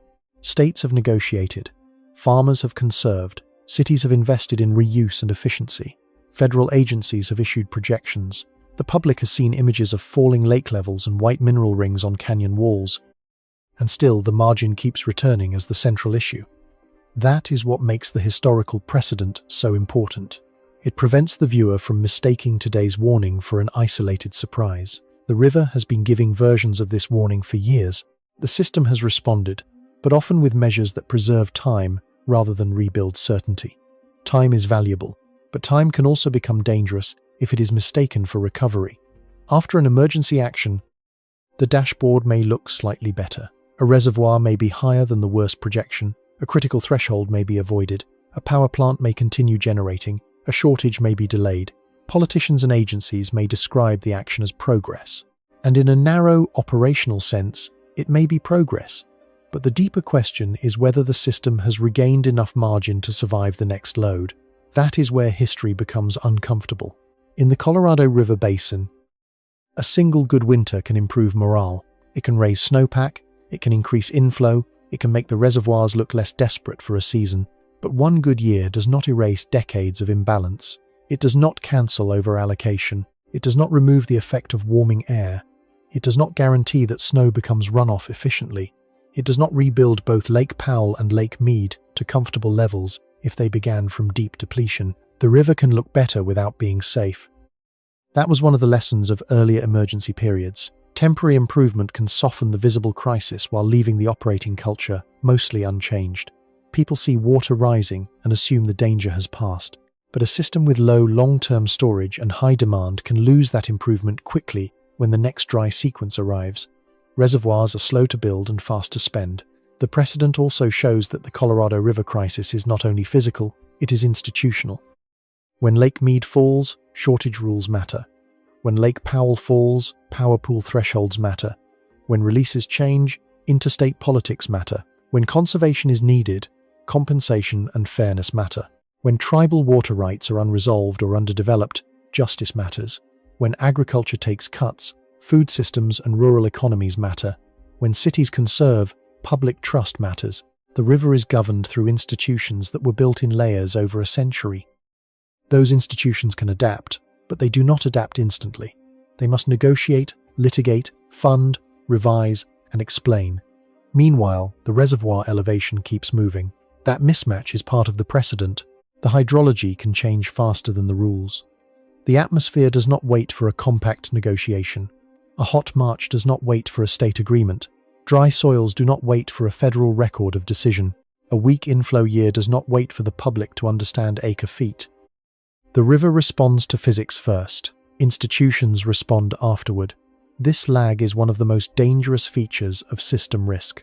It means the official response often arrives with a built-in delay. By the time a drought response operation is activated, the snowpack has already disappointed, the soil has already taken water, the forecast has already weakened, and the reservoir has already lost margin. The agency action matters, but it is responding to a chain that began earlier. That is why historical precedent should not be used to create panic. It should be used to identify lag. If we know the river system has previously needed emergency operations to protect Lake Powell, then today's cut should be understood as part of a known risk pathway. If we know hydropower thresholds have already driven federal action, then minimum power pool should not be dismissed as technical language. If we know temporary operations have been used to buy time, then we should ask what structural change happened during the time that was bought. That is the honest lesson. Not that everything is doomed, not that one cut guarantees collapse, not that every household will lose water tomorrow. The lesson is that the river has already shown how a shrinking margin turns into emergency management. The current situation is similar in mechanism but different in timing. The similarity is the chain. Weak hydrology leads to reservoir pressure. Reservoir pressure leads to threshold risk. Threshold risk leads to operating changes. Operating changes move stress through the system. The difference is the calendar. The current warning arrives as the basin is moving toward a post-2026 operating future. The rules that govern Lake Powell and Lake Mead are being reconsidered for the next era. That means the 1.48 million acre foot cut is not happening in a settled legal world. It is happening while the basin is arguing over what the next operating system should be. That makes the precedent more urgent. Earlier emergency operations bought time under a framework that was already showing strain. Now the system must decide whether the next framework will be built around the river that existed on paper, or the river that is arriving in the gauges. History warns what happens when rules lag behind conditions. The Colorado River Compact and later agreements were formed around assumptions that are now heavily contested by reality. The early 20th century river was measured during an unusually wet period. Legal allocations grew around numbers that did not fully represent the long-term river, and they certainly did not anticipate a hotter basin where the same precipitation could produce less runoff. That does not mean every person involved acted carelessly. It means the system inherited assumptions that have become increasingly expensive to maintain. The past built confidence, the present is auditing it. This audit has shown up before in shortage declarations. It has shown up in conservation programs. It has shown up in interstate disputes. It has shown up in emergency releases. It has shown up in federal pressure for basin states to save more water. It has shown up in the repeated return of the same question. Who carries the shortage when the river does not match the promise? That question has no purely technical answer. A hydrologist can measure inflow, an engineer can define minimum power pool, an operator can model releases, a farmer can calculate irrigation needs, a city can estimate demand, a lawyer can interpret a priority system. But deciding how scarcity is shared is a political and moral decision, as well as an operational one. History shows that the Colorado River crisis is never only about hydrology, it is about power. Power in the electrical sense, from dams and turbines. Power in the legal sense, from priority rights and state negotiations. Power in the economic sense, from who can afford adaptation. Power in the political sense, from who sits at the table. The precedent matters because every emergency operation exposes those power relationships more clearly. When there is enough water, the system can hide inequity and delay. When the margin shrinks, the hidden structure becomes visible. The question of whose water is protected and whose water is reduced can no longer be postponed indefinitely. That is why the present cut is more than a reservoir maneuver. It is a reminder that technical decisions are carrying social weight. The release reduction may be justified by the need to protect Lake Powell and Glen Canyon Dam, but downstream users still have to absorb the implications. The system may need to hold water upstream, but Lake Mead still matters. Hoover Dam still matters. Arizona, California, Nevada, Mexico, tribes, farms, and cities still matter. A decision that makes sense at one weak point can create pressure at another. History has already shown that this is how the river behaves under stress. It does not fail everywhere in the same way at the same time. It shifts strain. One year the focus is Lake Mead. Another year it is Lake Powell. One moment the headline is shortage. Another moment it is hydropower. One action moves water from Flaming Gorge. Another reduces releases toward Mead. One agreement pays for conservation. Another negotiation fights over future cuts. The locations change, but the pattern is the same. The system is looking for margin wherever it can still find it. And that is the most important precedent of all. The Colorado River's emergency history is not a record of one big break. It is a record of repeated margin searches. Managers search for extra water in upstream reservoirs. States search for conserved water. Farmers search for compensated fallowing. Cities search for efficiency. Power operators search for replacement generation.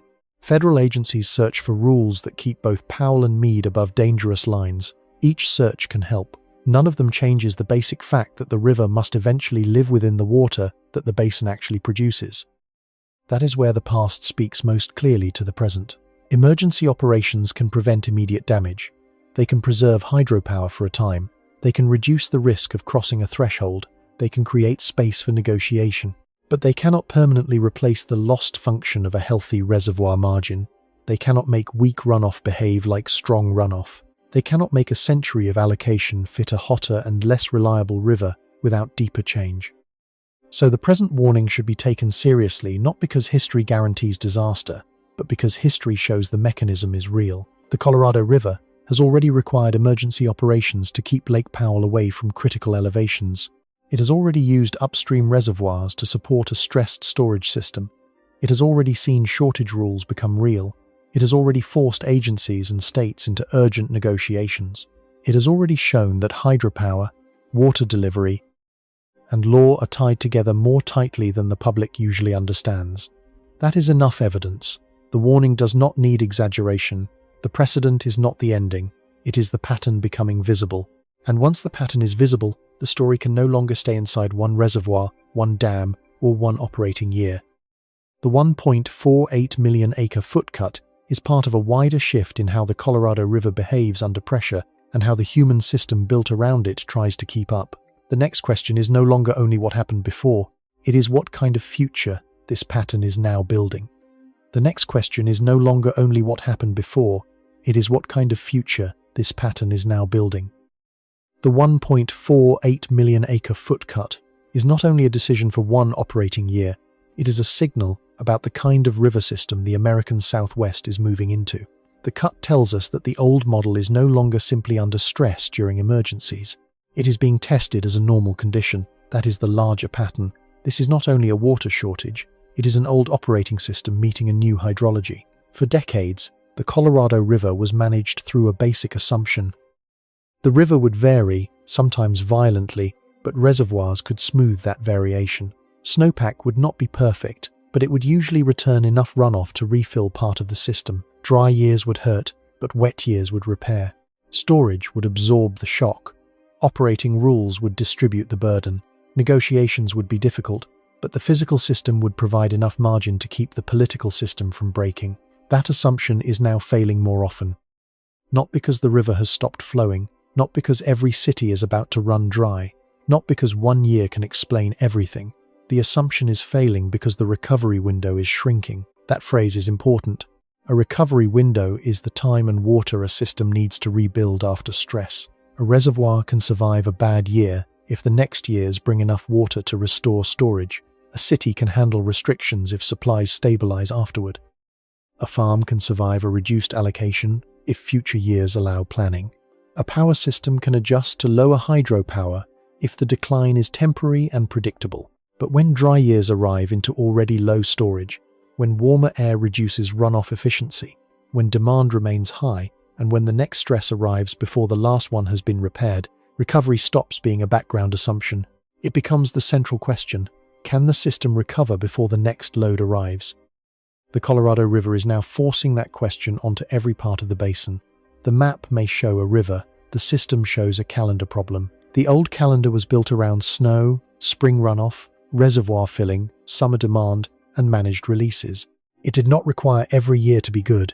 It required the sequence to remain reliable enough.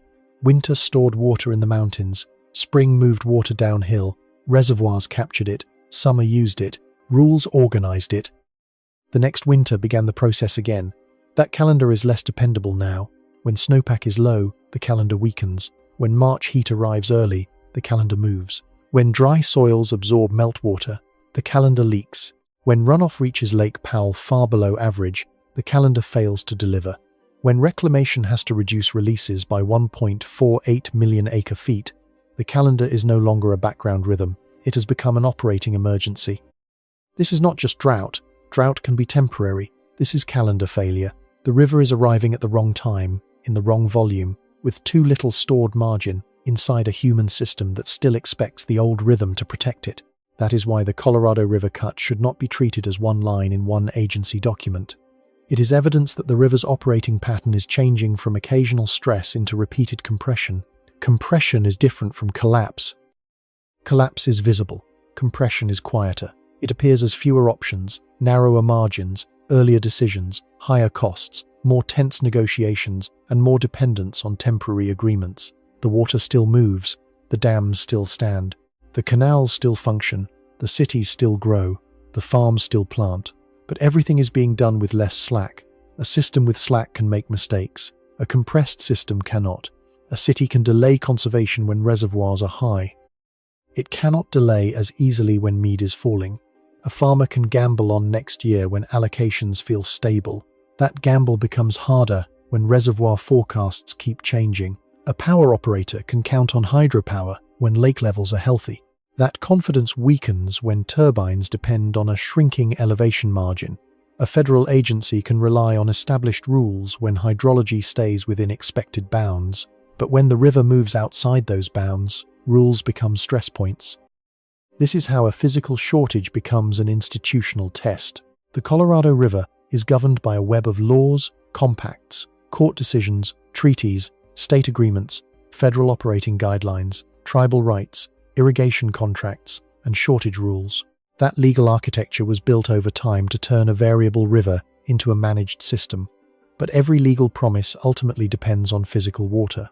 Law can allocate water. Law cannot create runoff. That is the deepest system pattern. The basin is not only arguing over water, it is arguing over the difference between paper water and physical water. Paper water is the volume assigned, promised, claimed, expected, planned, or negotiated. Physical water is the volume that arrives after snow, heat, soil, evaporation, tributaries, reservoirs, and climate have finished with it. When physical water is generous, paper water can appear stable. When physical water shrinks, paper water becomes conflict. The 1.48 million acre foot cut makes that conflict visible. It shows that the river cannot simply fulfill every expectation by continuing the old release pattern. Powell needs protection. Mead needs support. Hydropower needs elevation. Cities need supply. Farms need predictability. Tribes need justice and usable rights. Mexico has treaty interests. Ecosystems need flows. Recreation economies need water levels. The system is not deciding between good and bad choices. It is deciding which risk becomes most urgent. That is a different future.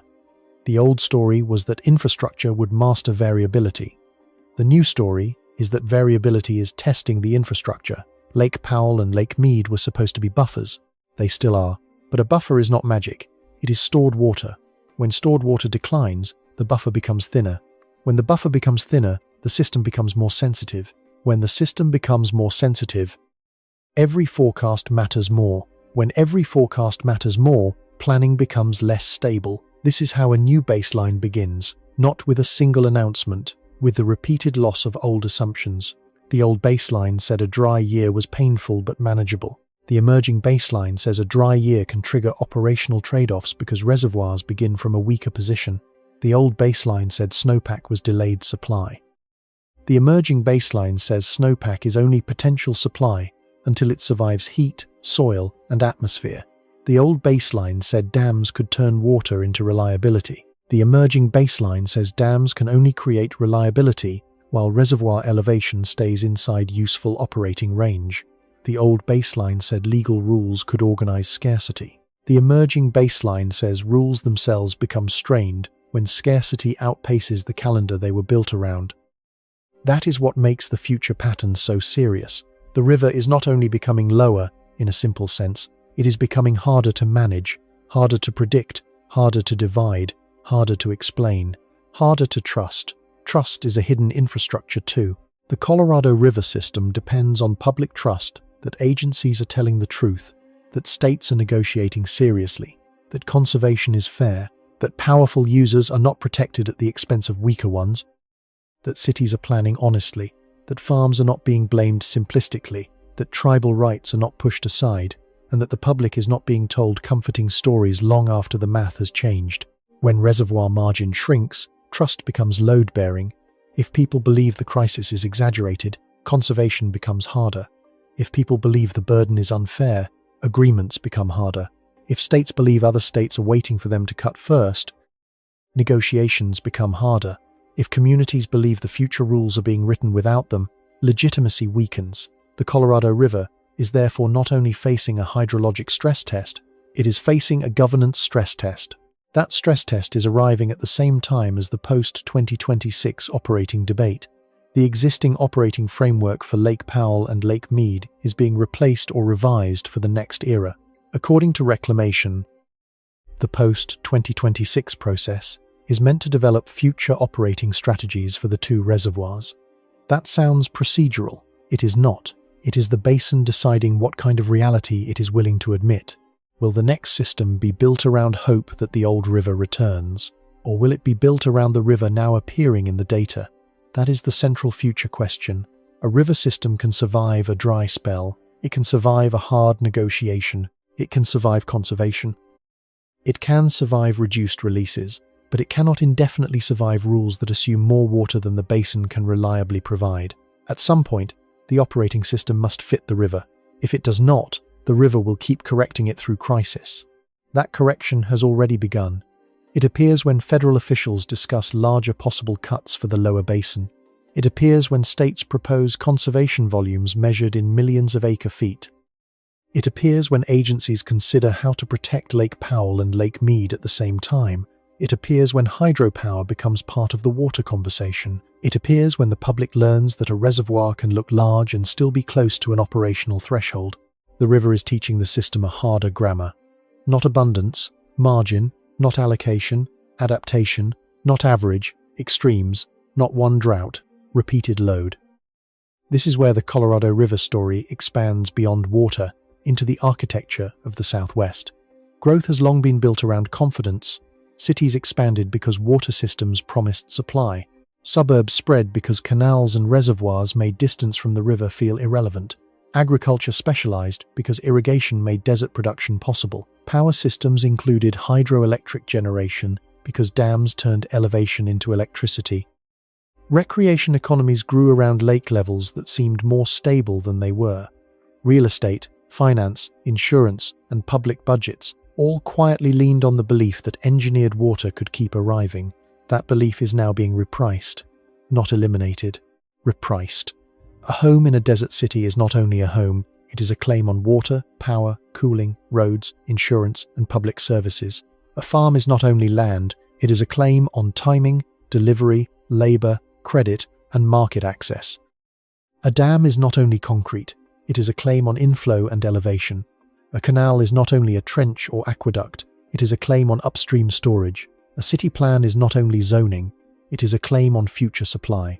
When the river changes, all those claims become more expensive to defend.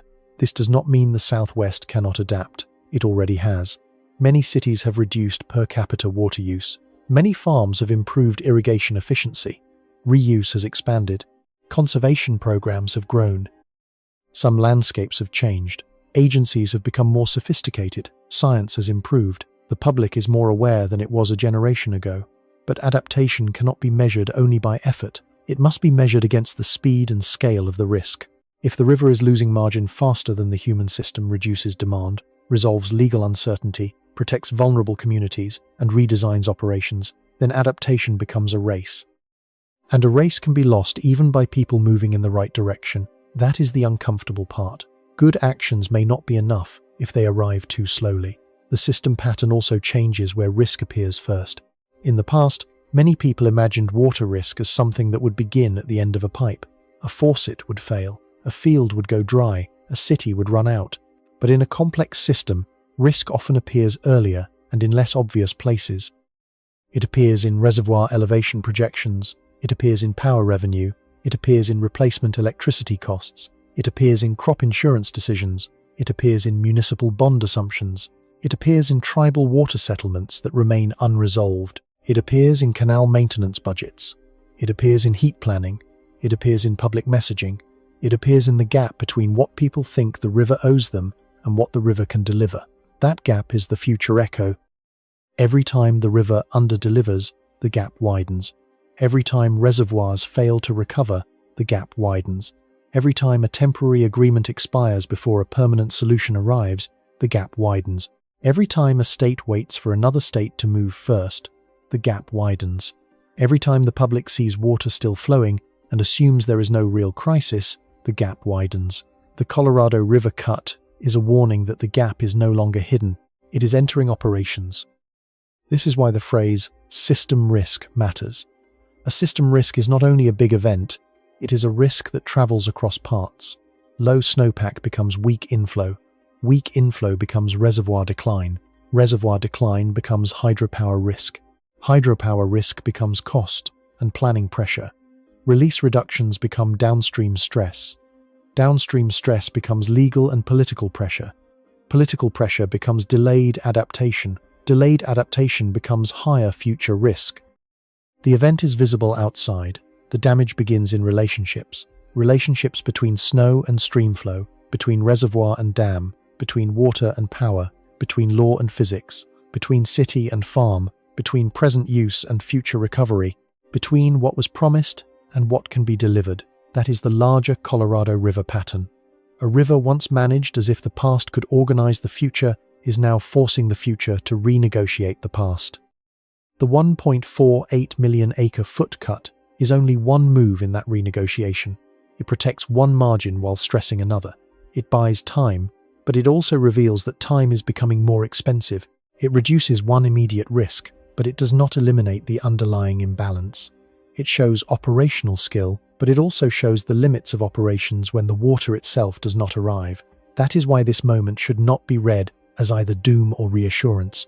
Doom is too simple. Reassurance is too easy. The truth is more demanding. The Colorado River system is still functioning, but it is functioning under a new kind of pressure. It is not broken in the way a bridge collapses. It is being compressed in the way a margin disappears. The danger is not that nothing can be done. The danger is that everything now has to be done faster, more fairly, more honestly, and with less room for delay. The future will not be shaped only by hydrology. It will be shaped by whether institutions can move as fast as the river is changing, whether operating rules can accept lower runoff efficiency, whether cities can conserve without hiding inequality, whether agriculture can adapt without destroying rural economies, whether tribal nations receive more than symbolic inclusion, whether hydropower planning can adjust before thresholds are crossed, whether public communication can tell the truth without creating panic, whether the basin can stop treating temporary relief as permanent recovery. That is the real system test. The cut reveals a pattern, but the evidence line still matters. It would be wrong to turn one operating decision into a prophecy. It would be wrong to blame one agency, one city, one farm, one dry month, or one political agreement for the entire crisis. The Colorado River is too complex for that. The basin does not need a simple villain, it needs an accurate diagnosis. The warning does not need exaggeration, the evidence is already enough. But before the story can end, it has to separate what is known from what is assumed, what is related from what is merely simultaneous, and what the future may echo from what the present can actually prove. Because the final danger is not only running out of water, it is losing the ability to tell the truth about the system before the next load arrives. The final danger is not only running out of water, it is losing the ability to tell the truth about the system before the next load arrives. That is where the evidence line matters. A warning like this can be exaggerated in two directions. One direction turns the Colorado River into an instant apocalypse. It says one release cut means cities are about to go dry, farms are about to vanish, dams are about to fail, and the whole Southwest is about to collapse. That is not what the evidence says. The other direction makes the warning too small. It says the river has always had dry years, reservoirs go up and down, agencies adjust releases all the time, and this is only another technical water management decision. That is also not what the evidence says. The truth is harder and more useful. The Colorado River system is still functioning. Water is still being delivered. Power is still being generated. Cities are still planning. Farmers are still working. The dams are still standing. Nothing in this story requires pretending that the system has already failed in a final way.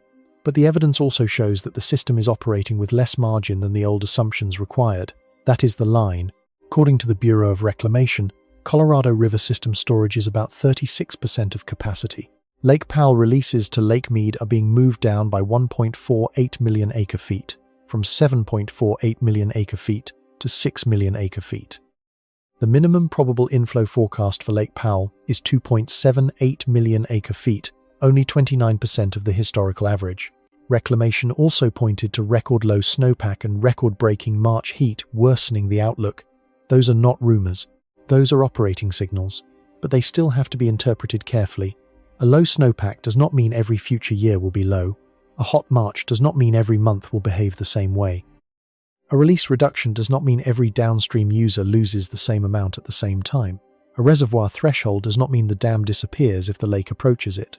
A one-year operating decision does not prove the exact shape of the next decade. The warning does not need exaggeration. The evidence is already enough. What is related is clear. Weak snowpack is related to weak runoff. Heat is related to higher evaporative demand and faster losses. Dry soil is related to lower runoff efficiency. Low inflow is related to falling reservoir elevations. Falling reservoir elevations are related to hydropower risk. Release reductions are related to the need to protect upstream margin. Reduced releases are related to downstream pressure at Lake Mead. That chain is real. But related does not mean every link is identical. It does not mean one factor explains everything. The Colorado River crisis is not caused by one dry month, one agency, one city, one farm sector, one state, one dam, or one political decision. It is the result of several pressures arriving in the same system. There is drought, there is warming, there is aridification, there is overallocation, there is population growth, there is agricultural demand, there are legal obligations, there are unresolved justice issues, there are tribal water rights that have too often been delayed or underdeveloped, there are cities that have grown around engineered confidence. There are farms that were built around water delivery systems and market demands. There are dams that were designed for a river with a different operating margin. There are rules written around a past that no longer matches the present cleanly. Any honest ending has to hold all of that at once.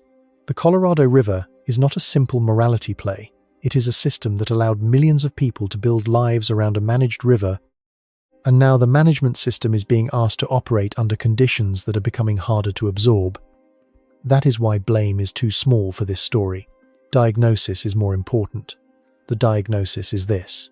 The Colorado River is still delivering water, but it is losing the margins that made delivery feel dependable. The issue is not only the total volume in the river, it is the relationship between runoff, reservoirs, dams, power, law, cities, farms, tribes, ecosystems, and time. Time may be the most overlooked part. If a dry year arrives and the system has time to recover, the damage can be managed. If a reservoir falls and several wet years rebuild storage, the crisis may ease.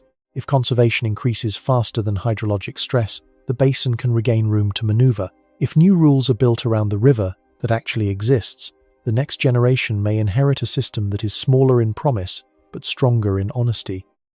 But if each dry signal arrives before the last one has been repaired, the system changes. Recovery becomes shorter, trade-offs arrive sooner, temporary fixes become normal, emergency language becomes routine, trust becomes harder to maintain. The danger is not only the peak shortage, the danger is repeated load without enough recovery. That is the future echo of this release cut. The 1.48 million acre-foot number will not stay in one document.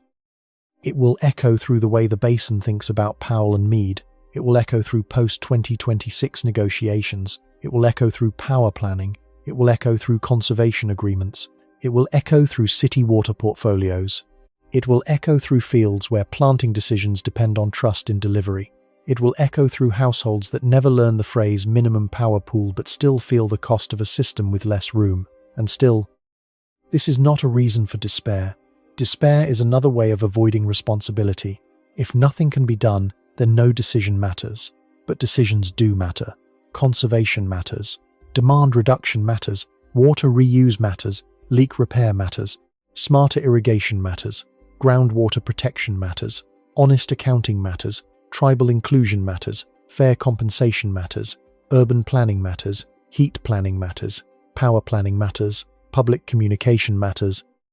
New operating rules matter. The Colorado River future is not predetermined by one operating update, but it will be shaped by whether people treat that update as a warning from the system or as one more temporary inconvenience to get past. That choice is already here. At the start of this story, the signal came from an official source. It did not arrive as thunder. It did not arrive as a wall of fire. It did not arrive as a flooded street or a collapsed bridge. It arrived as a federal water operations notice. A number changed. Lake Powell releases to Lake Mead move toward a lower annual volume, 1.48 million acre-feet. At first, that looked like the main story. Then the number opened into something deeper. It revealed the remaining margin at Lake Powell. It pointed toward minimum power pool at Glen Canyon Dam. It connected upstream storage to downstream pressure. It showed how water height becomes power, how power becomes revenue, how revenue becomes operations, how operations become delivery, and how delivery becomes confidence. Then the story moved upward. It moved into snowpack, heat, soil, runoff efficiency, and the shrinking ability of the basin to turn winter into usable flow. Then it moved downward. It entered Lake Powell, It reached Glen Canyon Dam. It affected releases to Lake Mead. It touched Hoover Dam. It moved through canals, planning documents, farms, cities, and households. Then it moved inward, into a phoenix morning, into a kitchen faucet, into a bill, into a cooling decision, into a worker's body, into a parent telling a child not to waste water, without having to say that the instruction began in a mountain snowpack that failed to become enough river. That is the point of following the mechanism all the way through. The river crisis is not only out there, it is not only at the dam, it is not only on a map. It is inside the systems that allow ordinary life to continue without thinking about the river every day. That is why the old way of seeing the Colorado River is no longer enough. The old view sees two reservoirs and asks whether they are low. The new view sees an operating chain and asks how much usable margin remains. The old view sees drought and asks when it will end. The new view sees aridification and asks whether recovery is still fast enough. The old view sees a dam and assumes control. The new view sees a machine with operating limits. The old view sees water law and assumes allocation. The new view sees physical water, forcing legal promises to confront reality. The old view sees a household far from the canyon and assumes distance. The new view sees a canal, a power system, a city plan, a grocery chain, a cooling bill, and a body under heat. This is not just a water cut. This is a reservoir margin failure on the Colorado River. That sentence should not be heard as a slogan. It should be heard as an operating diagnosis. It means the system's danger is not only the missing water, it is the shrinking room between normal operation and threshold operation. It is the loss of slack that once allowed the basin to absorb bad years without turning every forecast into a negotiation. The event will pass in one sense. This operating year will move forward. The release schedule will be updated. The reservoirs will rise or fall. The next forecast will arrive. The next meeting will be held. The next plan will be written. The public will move on to other headlines. But the thing this event revealed will remain. A system built around old assumptions is being tested by a river no longer following the old calendar. That does not mean the future is only collapse.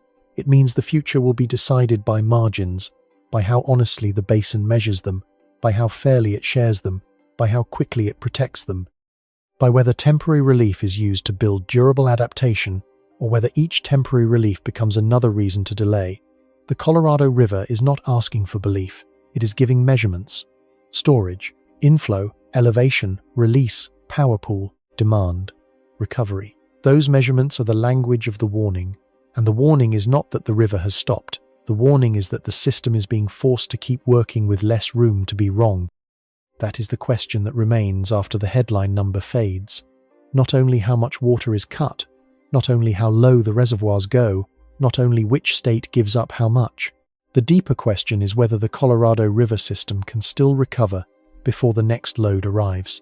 Because the future will not be decided only by the peak number. It will be decided by whether the system still has time.